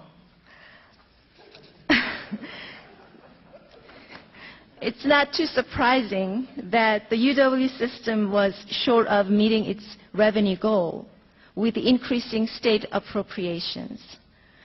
I'll come back to this challenge at a later slide. Next, I would like to present the highlights of the results, including area where we made improvements to this year's report. As I mentioned earlier, we incorporated more graduates plans into some of the indicators. In both charts in this slide, the red bars indicate retention and graduation rates from the same UW. The pink bars indicate retention and graduation rates from any UW. The black diamonds indicate the more graduate plan figures. That was based on the same UW retention and graduation rates.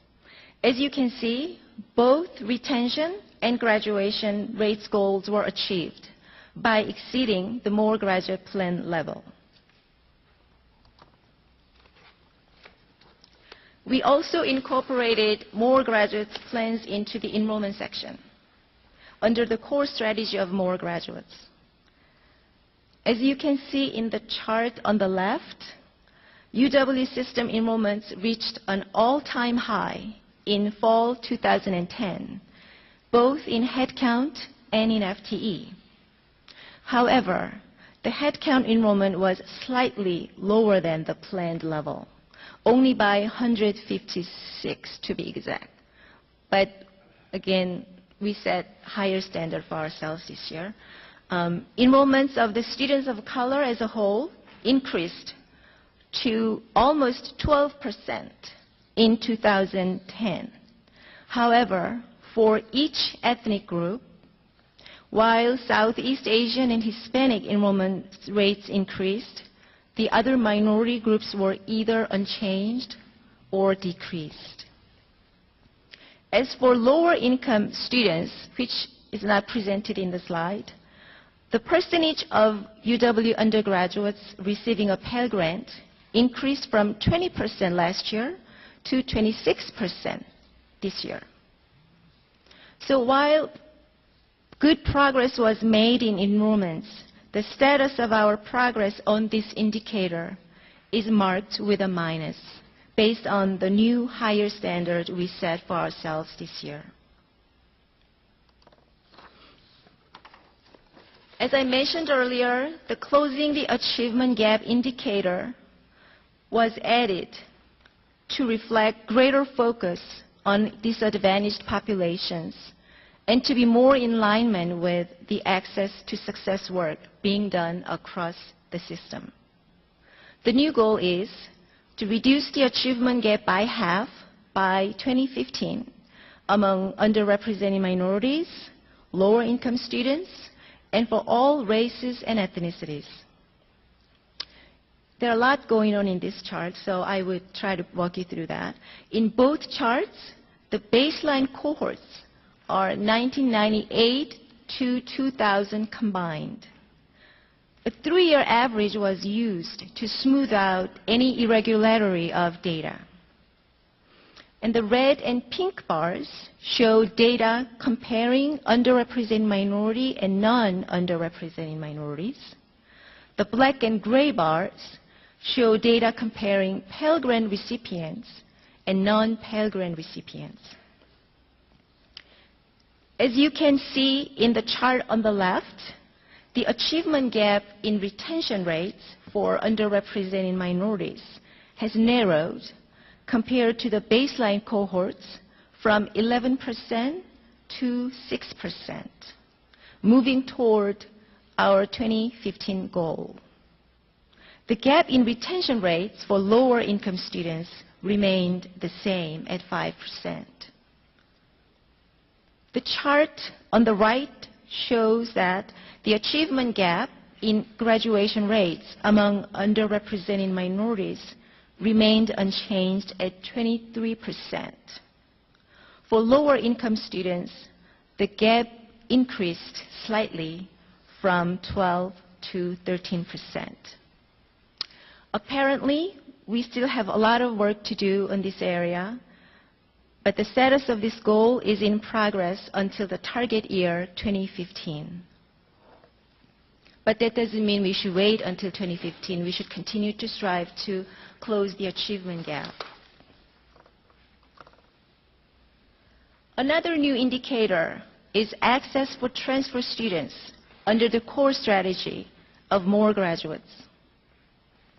As you can see in the chart on the left, new transfer student enrollment in 2009 and 10 academic year was almost 14,800, which is more than 5% increase from the previous year.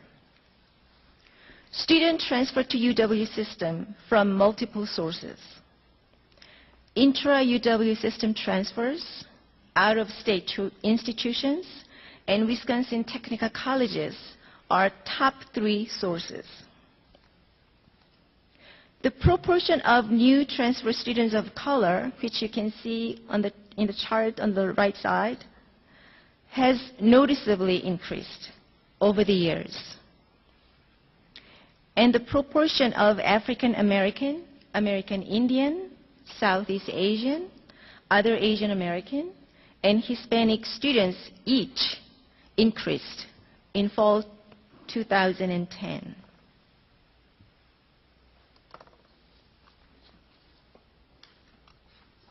In addition to these changes and improvements, there is much good news in the report. So these are the indicators that we continue to have plus signs. The UW system continues to provide educational experiences that prepare students for future careers and for civic participation, both in our communities and in our global society. The UW system continued to increase both the number of degrees conferred overall and the number of degrees in STEM and health fields each year. We continue our operational excellence with administrative costs well below national and state averages. From a student perspective, the average credits taken on the way to a bachelor's degree remain at low levels, providing savings for students in time and tuition. The UW system continues to increase the number of collaborative degree programs. Each of these new programs will enable students to draw on the resources of more than one institution while pursuing a single, seamless path to their degree. And the UW system continues to engage in a wide variety of partnerships, both formal and informal, with businesses, not-for-profit organizations, governmental agencies, and other partners. These partnerships combine UW and non-UW resources to support programs or initiatives that benefit Wisconsin communities, Midwestern regions, and beyond.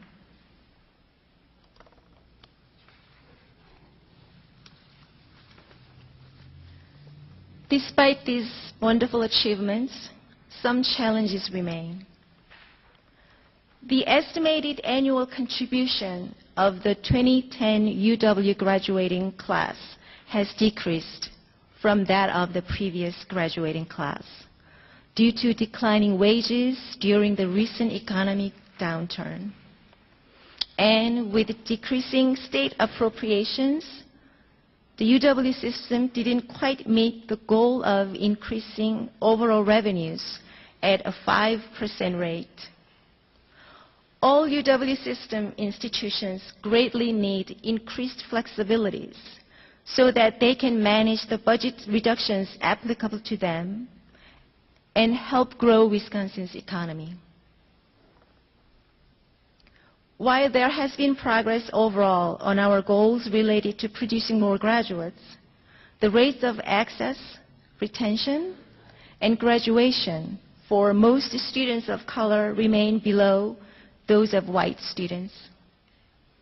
The UW system continues to strive to close the opportunity gap as well as the achievement gap among disadvantaged students through the work of Access to Success, Inclusive Excellence, More Graduates for Wisconsin, and other national and statewide projects and initiatives.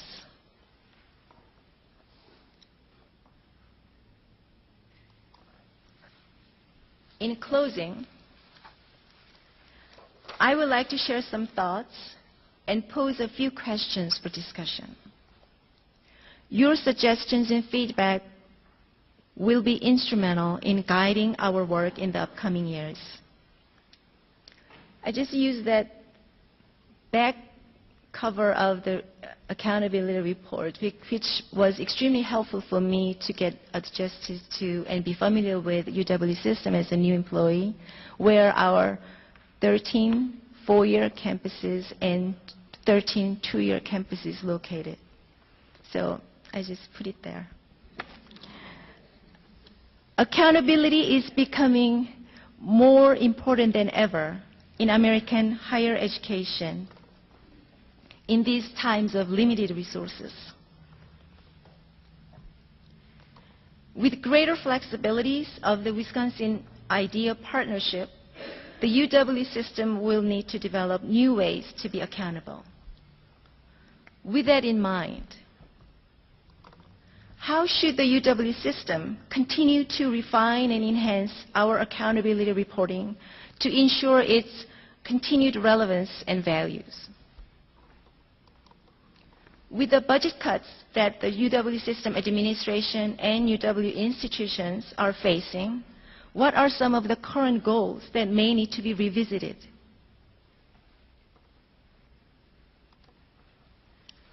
how can the UW system better communicate our accountability and demonstrate our achievements and contribution to Wisconsin? So those are some of the questions that I would like to pose for discussion. And this concludes my remark, and President Riley. Thank you very much, Heather. Very good. I want to congratulate you and your staff and colleagues on putting this report together again this year. This is a very major piece of work, as we all recognize, and it's just very, very well done. It's not to say that it can't be improved. We keep, I think, improving it each year, and part of the discussion I hope that the President of the Board will lead is advice from you on how we might improve it for the future, and any other questions you have. So I'll turn it back to Chuck. Thank you, President Rowland. Thank you, Heather, and thank you, Rebecca, who I know is here as a resource as well. Regent Davis. I have lots to say, but first and foremost, Heather, this is just phenomenal work in a year in terms of the improvements to the information that we get from reading the accountability report. And I do want to go on record as requesting a copy of the institutional reports, please. My favorite parts, in terms of additions, if I understand it, are the appendices and the more to explore sections. I think they answer a lot of questions that would logically come up when you see some data that you are interested in. I just, hats off to that part. I do want to say, with all due, and I'm not going to be here to get the next accountability. Well, I likely won't be here to get the next accountability report. But I do think that it is so important that we need to get it a little bit more in advance so that we can actually do the Jesus Salas for those of us who remember Jesus type of, really in-depth review and digesting of it, because it's so important. To that end, and I don't know that this answers your direct questions, but I did note yesterday that there was some discussion about, and I'm fully in favor of seeking input from legislators and the governor in terms of what they'd like to see us be held accountable, or changes in, in terms of what those issues might be. But I would like to caution and raise a concern that this board not lose the purpose of holding ourselves accountable for things that matter to us. I would specifically mention the core strategy around closing the achievement gap. So there's some things in this that we are measuring in this report that I think shouldn't go away regardless of what input you get from the legislators, I would say. I'm really thrilled with the news on the direction in terms of the achievement gap in retention, I think it is, reduction from 11 to 6 or 11 to 5 or whatever it is. I look forward to strategies being employed to address the achievement gap in graduation rates. And I guess that's it. Thank you. Thank you, Regent Davis. Regent Feldman. Just one comment following up on what Regent Davis was saying. Heather and Rebecca, on that closing the achievement gap, I get a little worried about waiting to finalize whether we've been successful or not in 2015. And I know that's not what you're doing, but I'm just wondering if we could come up with interim goals and measurements so that you can evaluate our progress, just like you're evaluating the other sections. Oh, we definitely are doing that. Okay. I mean, part of the More Graduates Initiative is that we have interim measures we're looking at every year. And to just give you the flavor of the data one level down from what Heather has just presented, if you look at retention, which of course is not the whole story, we really want to see all of our students move all the way forward to completion. But retention is such an important leading indicator of success for students. We don't retain them, obviously, we can't graduate them. I wanted to just share with you a few data points from the institutional accountability reports that I think will show you a little bit more about our success. The goal of 2015, cutting the achievement gap in half by 2015, is a goal that we have set as part of the National Access to Success project. And in order to get to 2015, we know we have to make progress along the way. We have 4 campuses that have already met that goal, and I wanted to just recognize the important work that's going on, led by our provosts on all of our campuses in this area. But the 4 campuses that have already met that goal are Green Bay, Madison, Parkside, and Stevens Point. very different kinds of student bodies, so demonstrating that it really can be done. We have one campus that has already closed the gap entirely, not just met the 2015 goal, but there's no more gap for underrepresented minority students or low-income students, and that's UW-Eau Claire. We have five more campuses that have made significant improvement in moving towards those goals: La Crosse, Milwaukee, River Falls, Stout, and Superior.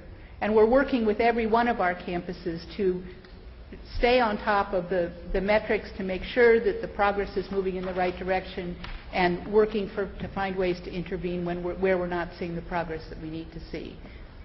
I guess I was a good straight man. You were great. Thank you very much. For the question. Thelma, good job. Regent Fritz. Thank you. Yeah, one thing that wasn't in the presentation but was in the book was the administrative spending, which was a plus. And I would just point out, I don't think the architects of the state budget perhaps got to page 29 in the report, which says that our administrative spending is at 50% of the national average per full-time FT or per FTE.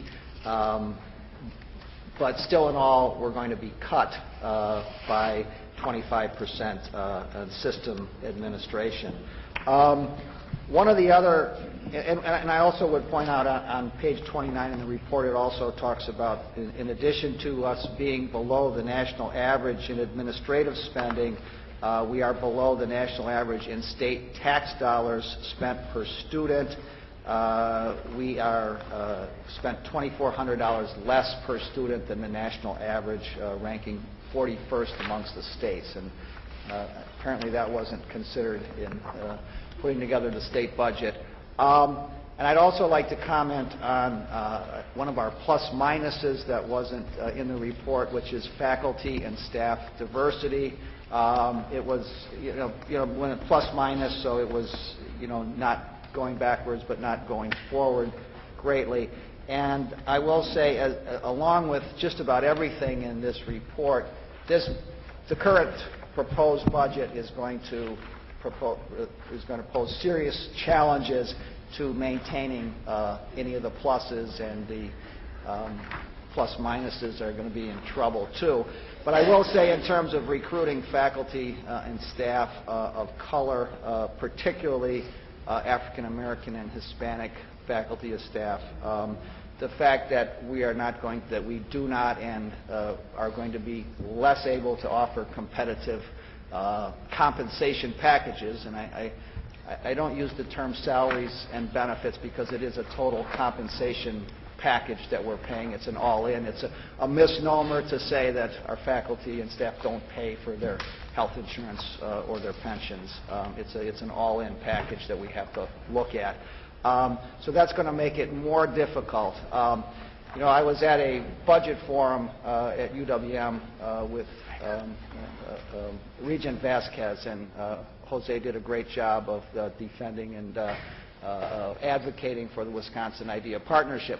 But at that budget forum, and it was put on by the Milwaukee legislative contingent, the chairman of the Milwaukee Faculty Senate spoke about the impact of this budget on the teaching assistants, how devastating it's going to be to the teaching assistants. And he said, well, as a faculty senate, we're going to take up a collection for the teaching assistants. And I thought, in one way, how wonderful that is that they were going to do that, and in another way, how pathetic that is that faculty would have to take up a collection for other employees so that they could survive. So I think, it's a great report, but the current budget is going to pose tremendous challenges to maintaining this growth agenda. Regent Bartel. To state the obvious for everyone around here, this is perhaps the most important document that we deal with on a regular basis. How well are we doing in the areas that we feel are the most important? I just have a question about one of the results, the mixed result under critical thinking. core strategy number 1, prepare students. One of the findings is that UW system seniors were less likely than seniors nationally to report that their college coursework emphasized analyzing the basic elements of an idea, experience, or theory. That is so counterintuitive to me, but why would that, do you have any explanation for that result? Let me explain how this data collected and what this data is. This is a student self-reported survey response that we use based on NSE survey, National Student of Engagement Survey. So in the area of data, people who work in the data call it indirect measures. So it is a measure, but how accurate that is, that's self-reported. So we currently don't have better measures that we could use that we can directly measure the real impact, so we use this indirect measures. But as far as why our students report that they tend to have less likely to have critical thinking. Do you misunderstand the question?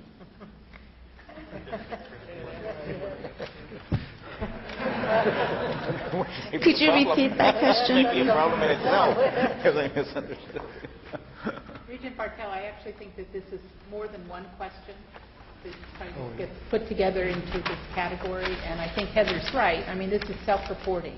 Yeah. So it's not a measure of what students have actually learned. It's a measure of what they think they did while they were in college. Okay? And so when we compare ourselves with the national average, we are a little bit short, not significantly short. What does it mean? We have assessment data on our campuses about these elements that are a better reflection of what students actually are learning, but we don't have anything across the whole system that we can measure. And I think that some of those assessment data, if I'm not mistaken, are included in some of the institutional accountability reports where you will see more finely tuned measures of critical thinking, and those probably are more instructive to what's really going on than what you see here.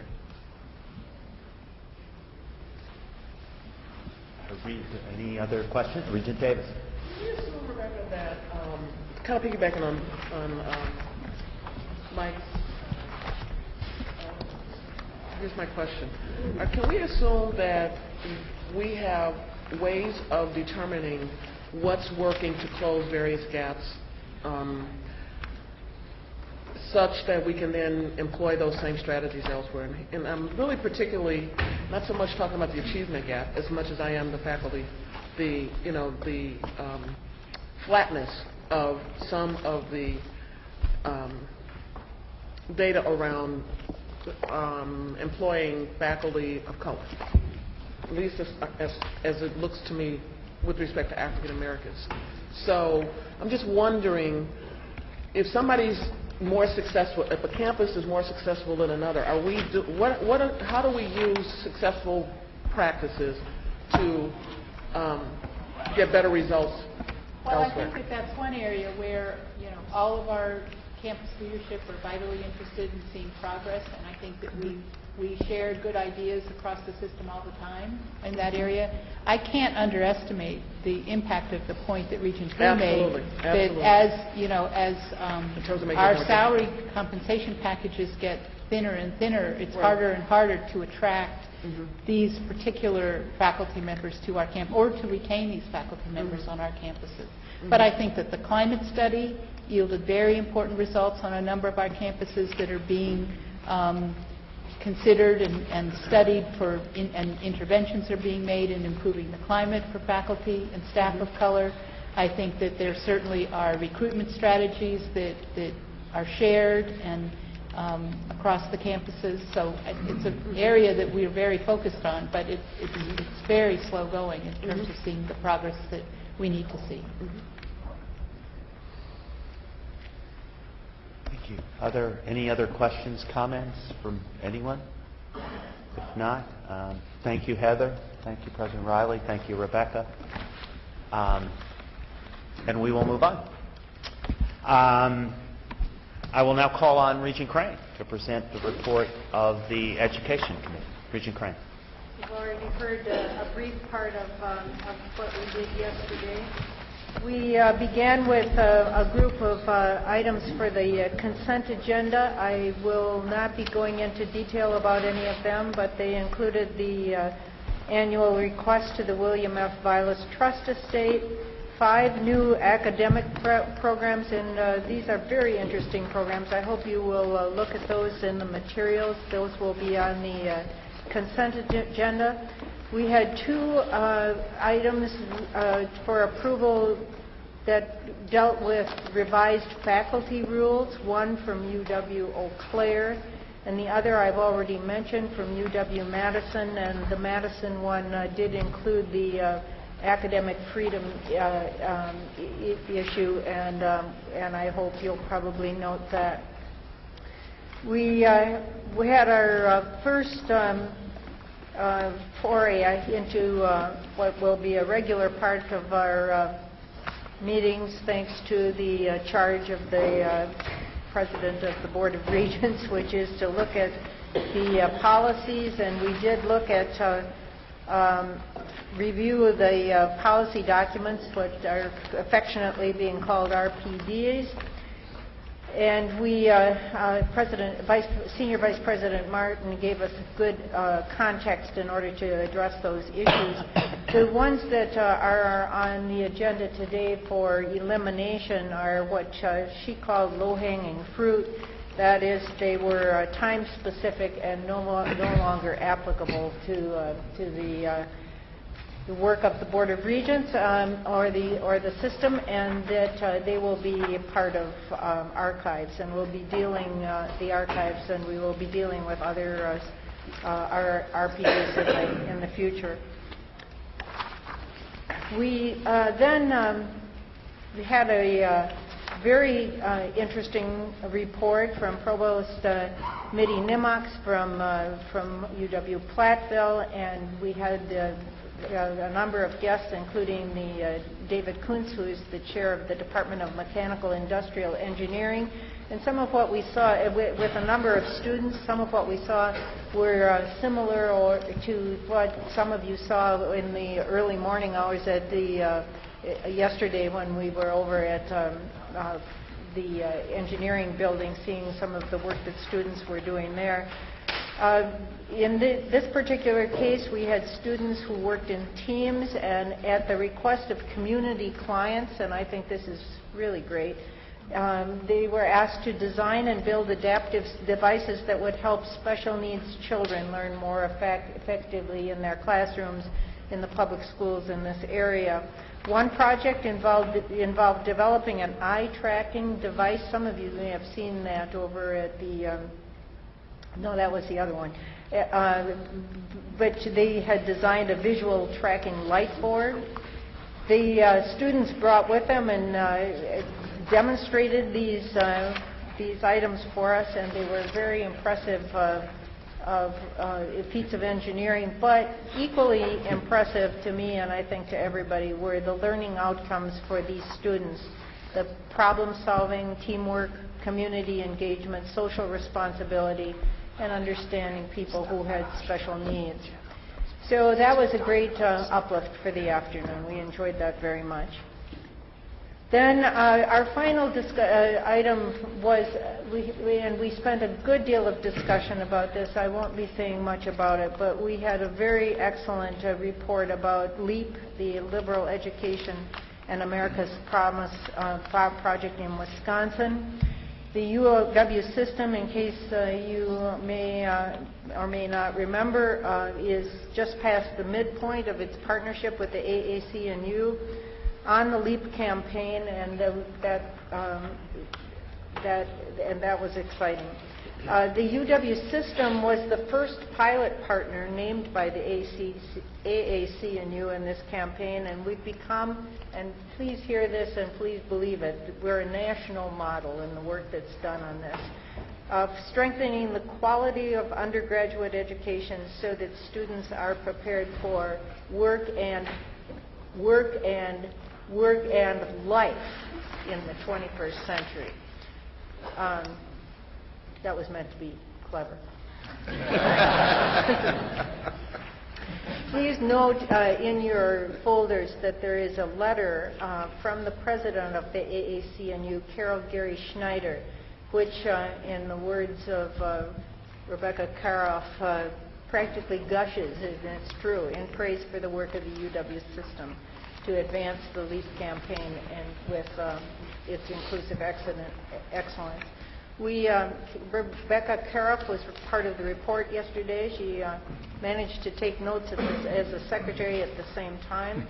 UW Oshkosh Provost Lane Ernst and Jeff Merrick, who is Professor of History and Associate Dean at UW-Milwaukee, each described the components of the system's work on LEAP. What LEAP gives to the system is a unifying framework for quality, with consensus outcomes for what our students should know and be able to do upon graduation from our institutions. Increasingly, the work has made explicit what was always implicit, the shared purpose of LEAP and inclusive excellence to ensure access to high-quality educational experiences. And of course, it is very visible in the More Graduates for Wisconsin initiative as well.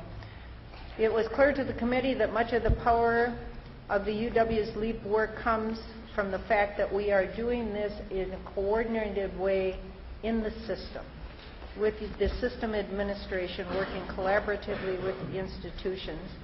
There are now 5 other states or systems that have signed on, and there are another 8 that are on the verge of joining. But the UW system clearly is the model. And then the committee had a great discussion about the challenges of doing this work in a budget-constrained environment, but also the ways in which this work can and should be done by everyone, including all of us in this room. I want to say that the participation of the provosts in this discussion was absolutely phenomenal, very, very thoughtful, and comments with a lot of good advice for us. We talked about the need for better messaging to people outside the academy, in particular to parents and others who worry the most about whether students will get jobs upon graduation. And we know that that's very important, but we also need to be getting the message about the importance of a liberal education and how exactly what students need in order to compete in the global economy and to be citizens in this century. So we are taking very conscientiously, I hope, the efforts to do a better job in communicating this need more broadly within our own selves and work, but also with the public. So I would now like to offer items for the consent agenda. Resolution 11A2, approving the UW Systems 2011-12 request to the Vilas Trust Estate. Resolution 11A3, authorizing the BA/BS in Environmental Sciences at UW-Madison. Resolution 11A4, authorizing the BA/BS in Environmental Studies at UW-Madison. Resolution 11A5, authorizing the BS/BA in Microsystems and Nanotechnology at UW-Platteville. Resolution 11A6, authorizing the BS in Health, Wellness, and Fitness at UW-Stout. Resolution 11A7, authorizing the Master of Public Health at UW-Milwaukee. Resolution 11A8, approving amendments to the UW-Eau Claire faculty personnel rules. Resolutions 11B1, 11B2, 11B3, 11B4, and 11B5, authorizing the Secretary of the Board of Regents to remove from the Regent policy documents. Do I have to read that? No, just a bunch of stuff. You know what I mean. I will move that for the consent agenda. Is there a second? Second. Is there a request to remove any item from the consent agenda? Is there any discussion on any of the items that Regent Crane is presenting? If not, all those in favor, please signify by saying aye. Aye. Opposed? Those are agreed to. Regent Crane. And I have one additional resolution, and it does deal with the Madison faculty personnel rules, not because there were any issues, but because we did have extensive discussion and thought we ought to offer that separately. So I would offer Resolution 1189, approving amendments to the UW-Madison faculty personnel rules. So moved. Second. Is there moved? It's been moved and seconded, potentially both by Regent Walsh. In which case, we'll amend the record and say that Regent Crane offered it and Regent Walsh seconded it. Is there any discussion? If not, all those in favor, please signify by saying aye. Aye. Opposed? That is agreed to. Regent Crane? That's the end of my report. Thank you very much. I will now call on Regent Smith to present the report of the Business, Finance, and Audit Committee. Thank you, President. We first heard a very interesting presentation at Rob Kramer, Vice Chancellor here at Platteville for Administrative Services, a number of topics on what things going on at Platteville. I think particularly interesting to us was to describe several examples of how what they're doing here will benefit from the flexibilities from the Wisconsin IDEA partnership. We next heard a discussion on enterprise risk management in the UW system, overview of the goals and objectives of enterprise risk management initiative. We highlighted the types of risks found in higher education and methodology used to identify those risks. And we had a chart that Regent Walsh found particularly interesting and would like to talk about, I'm sure, if he was here. But there's 4 institutions, Oshkosh, Superior, Whitewater, and Parkside, that have piloted the enterprise risk studies. Then we got you've got some extensive materials on the peer endowment under trust funds, the peer endowment benchmarking report from Doug Herr on our annual benchmarking studies. And this was a very good report. The annualized returns for UW trust funds exceeded those of peers in the 1, 3, 5, and 10-year periods ending June 30, 2010. Doug highlighted asset allocation differences and noted fees are in line with peers, while we followed a typical methodology in establishing our spending rate. Our 4% rate appears conservative. The all-institution average is 4.7. One thing we hear every year is the voting on non-routine proxy proposals, again, regarding trust funds. Tom Reiners reported that the dominant social issues for 2011 include environment and sustainability, human rights, equal employment opportunity, and corporate political contributions. The committee approved the non-routine shareholder proxy proposals. Also, an annual thing we do, acceptance of new bequests over $50,000. We accepted four requests with a total of over $2 million. We heard from Joshua Smith on the audit that you had in your materials regarding short-term loan programs and their administration at UW system institutions. Consistent with what Judy said, we've started to review Regent policy documents in our committee as well. And the key phrase in our committee, and Aaron said it, was to push down flexibility. Push down, the word of the day. The word of the day. And I'm not going to go through those 4 or 5 that we had, but those will be, we passed all of those and will be part of the resolution at the end. Julie Gordon was there to talk about the management response to LAB concerns in the 2010 annual financial audit. I think we thought those had been, for the most part, addressed and working on, there's 3 or 4 of them there that we have been working on that came from LAB. Finally, our Senior Vice President Michael Morgan provided our current status of the UW system HRS project. And he reported that what he calls the cutover began 2 days ago, and all processes have been set in motion to make that happen successful, and have been successful so far. He also reported that because of changes in the deductions for health care and retirement contributions included in the budget repair bill are not yet law, the changes will not be included in the first paychecks calculated by the new HRS. So very good news on the HRS startup.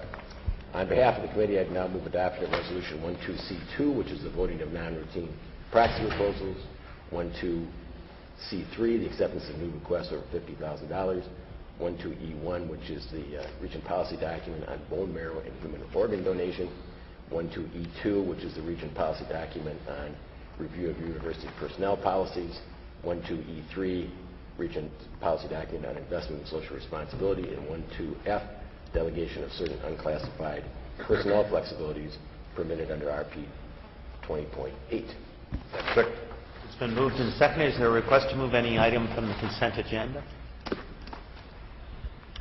If not, is there any discussion on any of the items on the consent agenda? If not, are you prepared to vote? If so, all those in favor, please signify by saying aye. Aye. Opposed? Those resolutions are agreed to. Regent Smith, are you complete? Thank you, sir. I will now call upon Regent Bartel to present the report of the Capital Planning and Budget Committee. Thank you, President Pruitt. The Capital Planning and Budget Committee had an unusually light agenda yesterday, given that we've completed our 2011-13 capital budget, and we're very successful in that. I have 3 resolutions that were unanimously approved by the committee and are now presented as consent agenda items. Resolution 1.3.C requests authority to adjust the scope and budget of the UW-Madison-Laban Arena project. This is a project, you may recall, that constructs a 3-level addition to the Kohl Center in Madison, including an ice sheet for men's and women's hockey practice and a women's hockey competition area, spectator seating, locker rooms, and support space. It will also include locker and team room support for men's and women's swimming programs, and it will have a skyway connection to the SURF, the Southeast Recreation Facility. The additional scope and budget includes a conversion of the Kohl Center Nicholas Suites, in which I'm sure many of us, or most of us, have been invited, into a club seating area with the potential of adding as much as $400,000 in revenue annually. It will also construct and furnish a new team dining room, therapy pool added to the training room facilities, and remodel the women's basketball locker suite. All of this will be accomplished with $5.8 million in gift funds by the UW Athletic Department.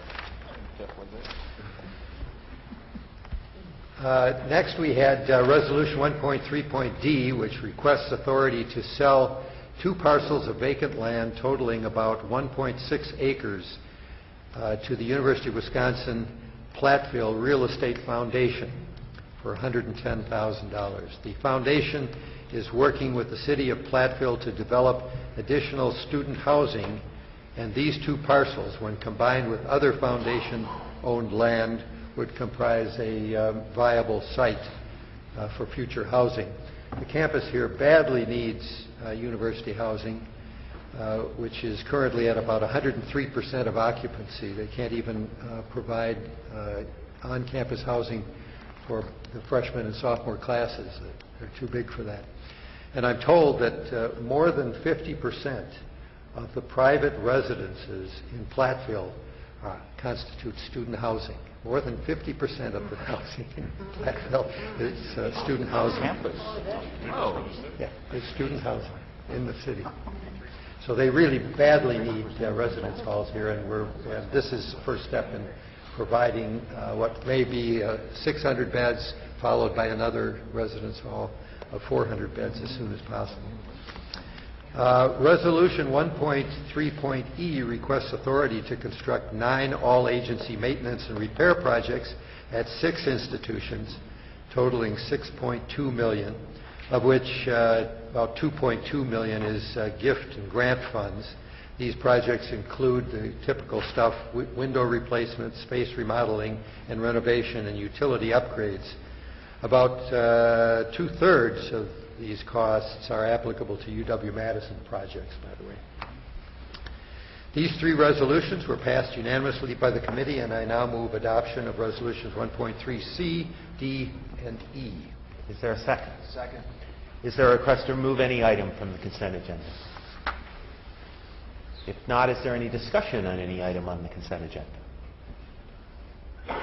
All those in favor, please signify by saying aye. Aye. Opposed? Those resolutions are agreed to. Regent Bartel.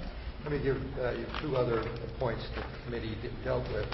We heard an excellent presentation from Chancellor Shields and his staff about UW-Platteville's master planning and implementation, about its new 501c3 real estate foundation. A number of campuses, as you probably know, are going in that direction, forming a nonprofit real estate foundation as a subsidiary of their general foundation, and using it for purposes of acquisition of land and development of the property. And we heard also about its ongoing, Platteville's ongoing capital campaign. Director of Physical Plant Pete Davis discussed with us the campus needs and its academic and student life facilities. Assistant Chancellor for Advancement Dennis Cooley described the purpose of the recently formed Real Estate Foundation. And campus planner Doug Stevens gave us an explanation of the development of the campus master plan, all of which was very interesting. Finally, Associate Vice President David Miller provided additional information to that he provided to us here yesterday about the 2011-13 capital budget. He said that the Building Commission's recommendations fully fund all of the projects in our request, and actually we picked up one additional project slated for 2013-15, which I think was the nursing school that moved up to and was added to the budget. And this means that for the first time that I can remember, and maybe for some of you too, there are no unfunded carryover projects that would set back the next biennium. And so we can plan to continue for 2013-15 with confidence that those projects will be funded in future biennia. Mr. Miller added that we are hoping that the UW system's increased percentage of total general fund supported borrowing evidences an appreciation of the need of the UW system for improved facilities on the part of the governor and the Building Commission. And I might add a personal note here. I think our success in the capital budget for 2011-13 is due in large part to Mr. Miller and his capital planning and budget staff and our government relations people who worked very hard on this and accomplished even more than we thought we could accomplish in the capital area. And secondly, I think it reinforces my belief and I think the belief of this board in the value of maintaining a unified system. Administration in which a fair and informed and reasoned decision on the need for the timing and priority of capital projects is throughout the system is dealt with, and the appropriateness of how it's budgeted and funded. All of this can be compared across the system and decisions made as to what's best for the state as a whole. I think this is an example of how that works. So, Mr. President, this concludes the report of the Capital Planning and Budget Committee. Thank you, Regent Bartel. We now move on to the resolution of appreciation to UW-Platteville, and I will call on Regent Womack to present that resolution to the board.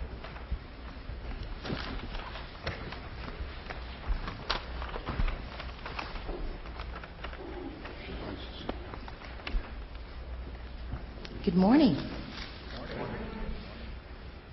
I'm deeply honored to read this resolution today, but quite frankly, it would be great to share the podium with Regent Walsh, who's decided to share it with me. I asked him earlier. Regent Walsh, as I witnessed earlier in October, has provided incredibly valuable nuggets of advice to Chancellor Shields and to his cabinet. And he and I are buddies, and we met in October, maybe on the 19th, And it's just amazing how engaged he is in what is happening here. And thank you for joining me.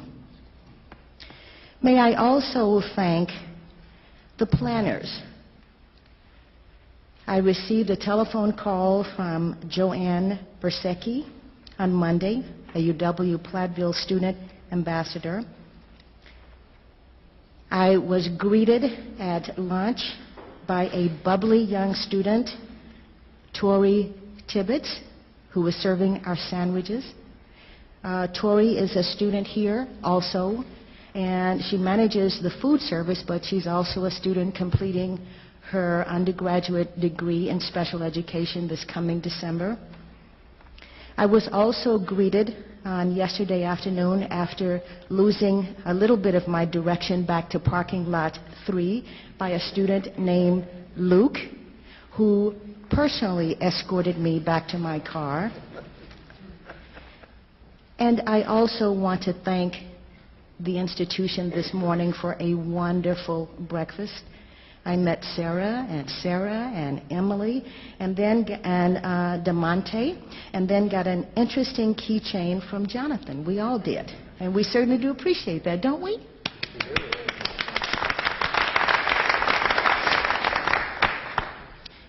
I personally appreciate your efforts. I speak for the Regents here. While you're happy to show off your institution, it's work. The planning, the collaboration, the coordination, the timing, it's work. And I believe that along with all of the other regions, that we certainly do appreciate your hard work and your efforts. We know what it takes to make these events happen, and we sincerely thank you. And now for the resolution.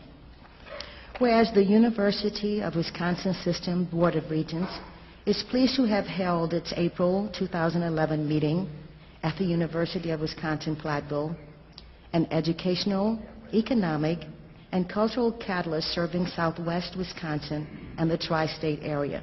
And whereas the Regents were honored to be a part of the Celebrate UW-Platteville events, seeing firsthand the incredible pioneer spirit shown by faculty, staff, and students throughout the campus, whereas the Regents were pleased to witness how UW-Platteville is working to control its own destiny by creating innovative ways to raise capital in support of its multifaceted educational mission, and whereas the Regents commend UW-Platteville's efforts to develop the 360-degree student by encouraging students to engage in collaborative research and community involvement.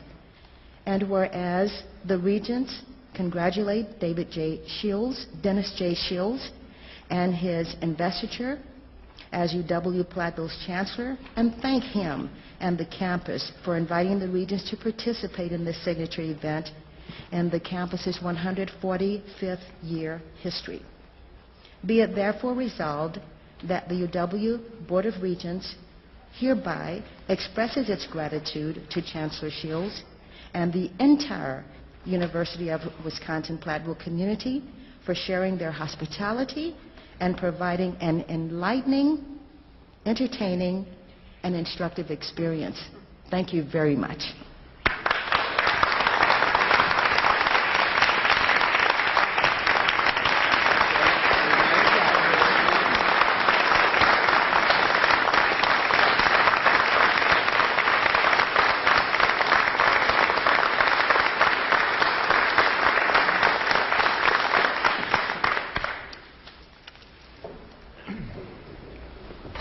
Thank you, Regents Womack and Walsh, and we will have the record show that that resolution was approved by acclamation. So thank you. Are there any communications, petitions, or memorials? Yes, Regent Drew. I just wanted to mention 2 nights ago, about a block from my house, a UWM student fell to his death in what was apparently a binge drinking related episode, and I think it would be appropriate, his name was Patrick Martin, I think it would be appropriate for us to observe a moment of silence for him at this time. At your pleasure, President Pruitt. Absolutely. Why don't we observe a moment of silence for him, as well as I know there have been 2 other students at other campuses in recent days who have passed away, and we express our deepest condolences to their family and friends. But let us do that.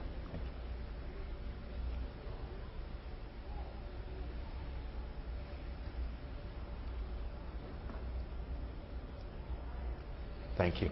Are there any other communications, petitions, or memorials? If not, we will stand adjourned until we come back in 10 minutes to recess into closed session. I would also note to the Regents, I believe that when we before reconvening in closed session, there will be lunch. I think there's probably lunch for others. There's also, as I know some will be attending the investiture luncheon on behalf of the beginning of Chancellor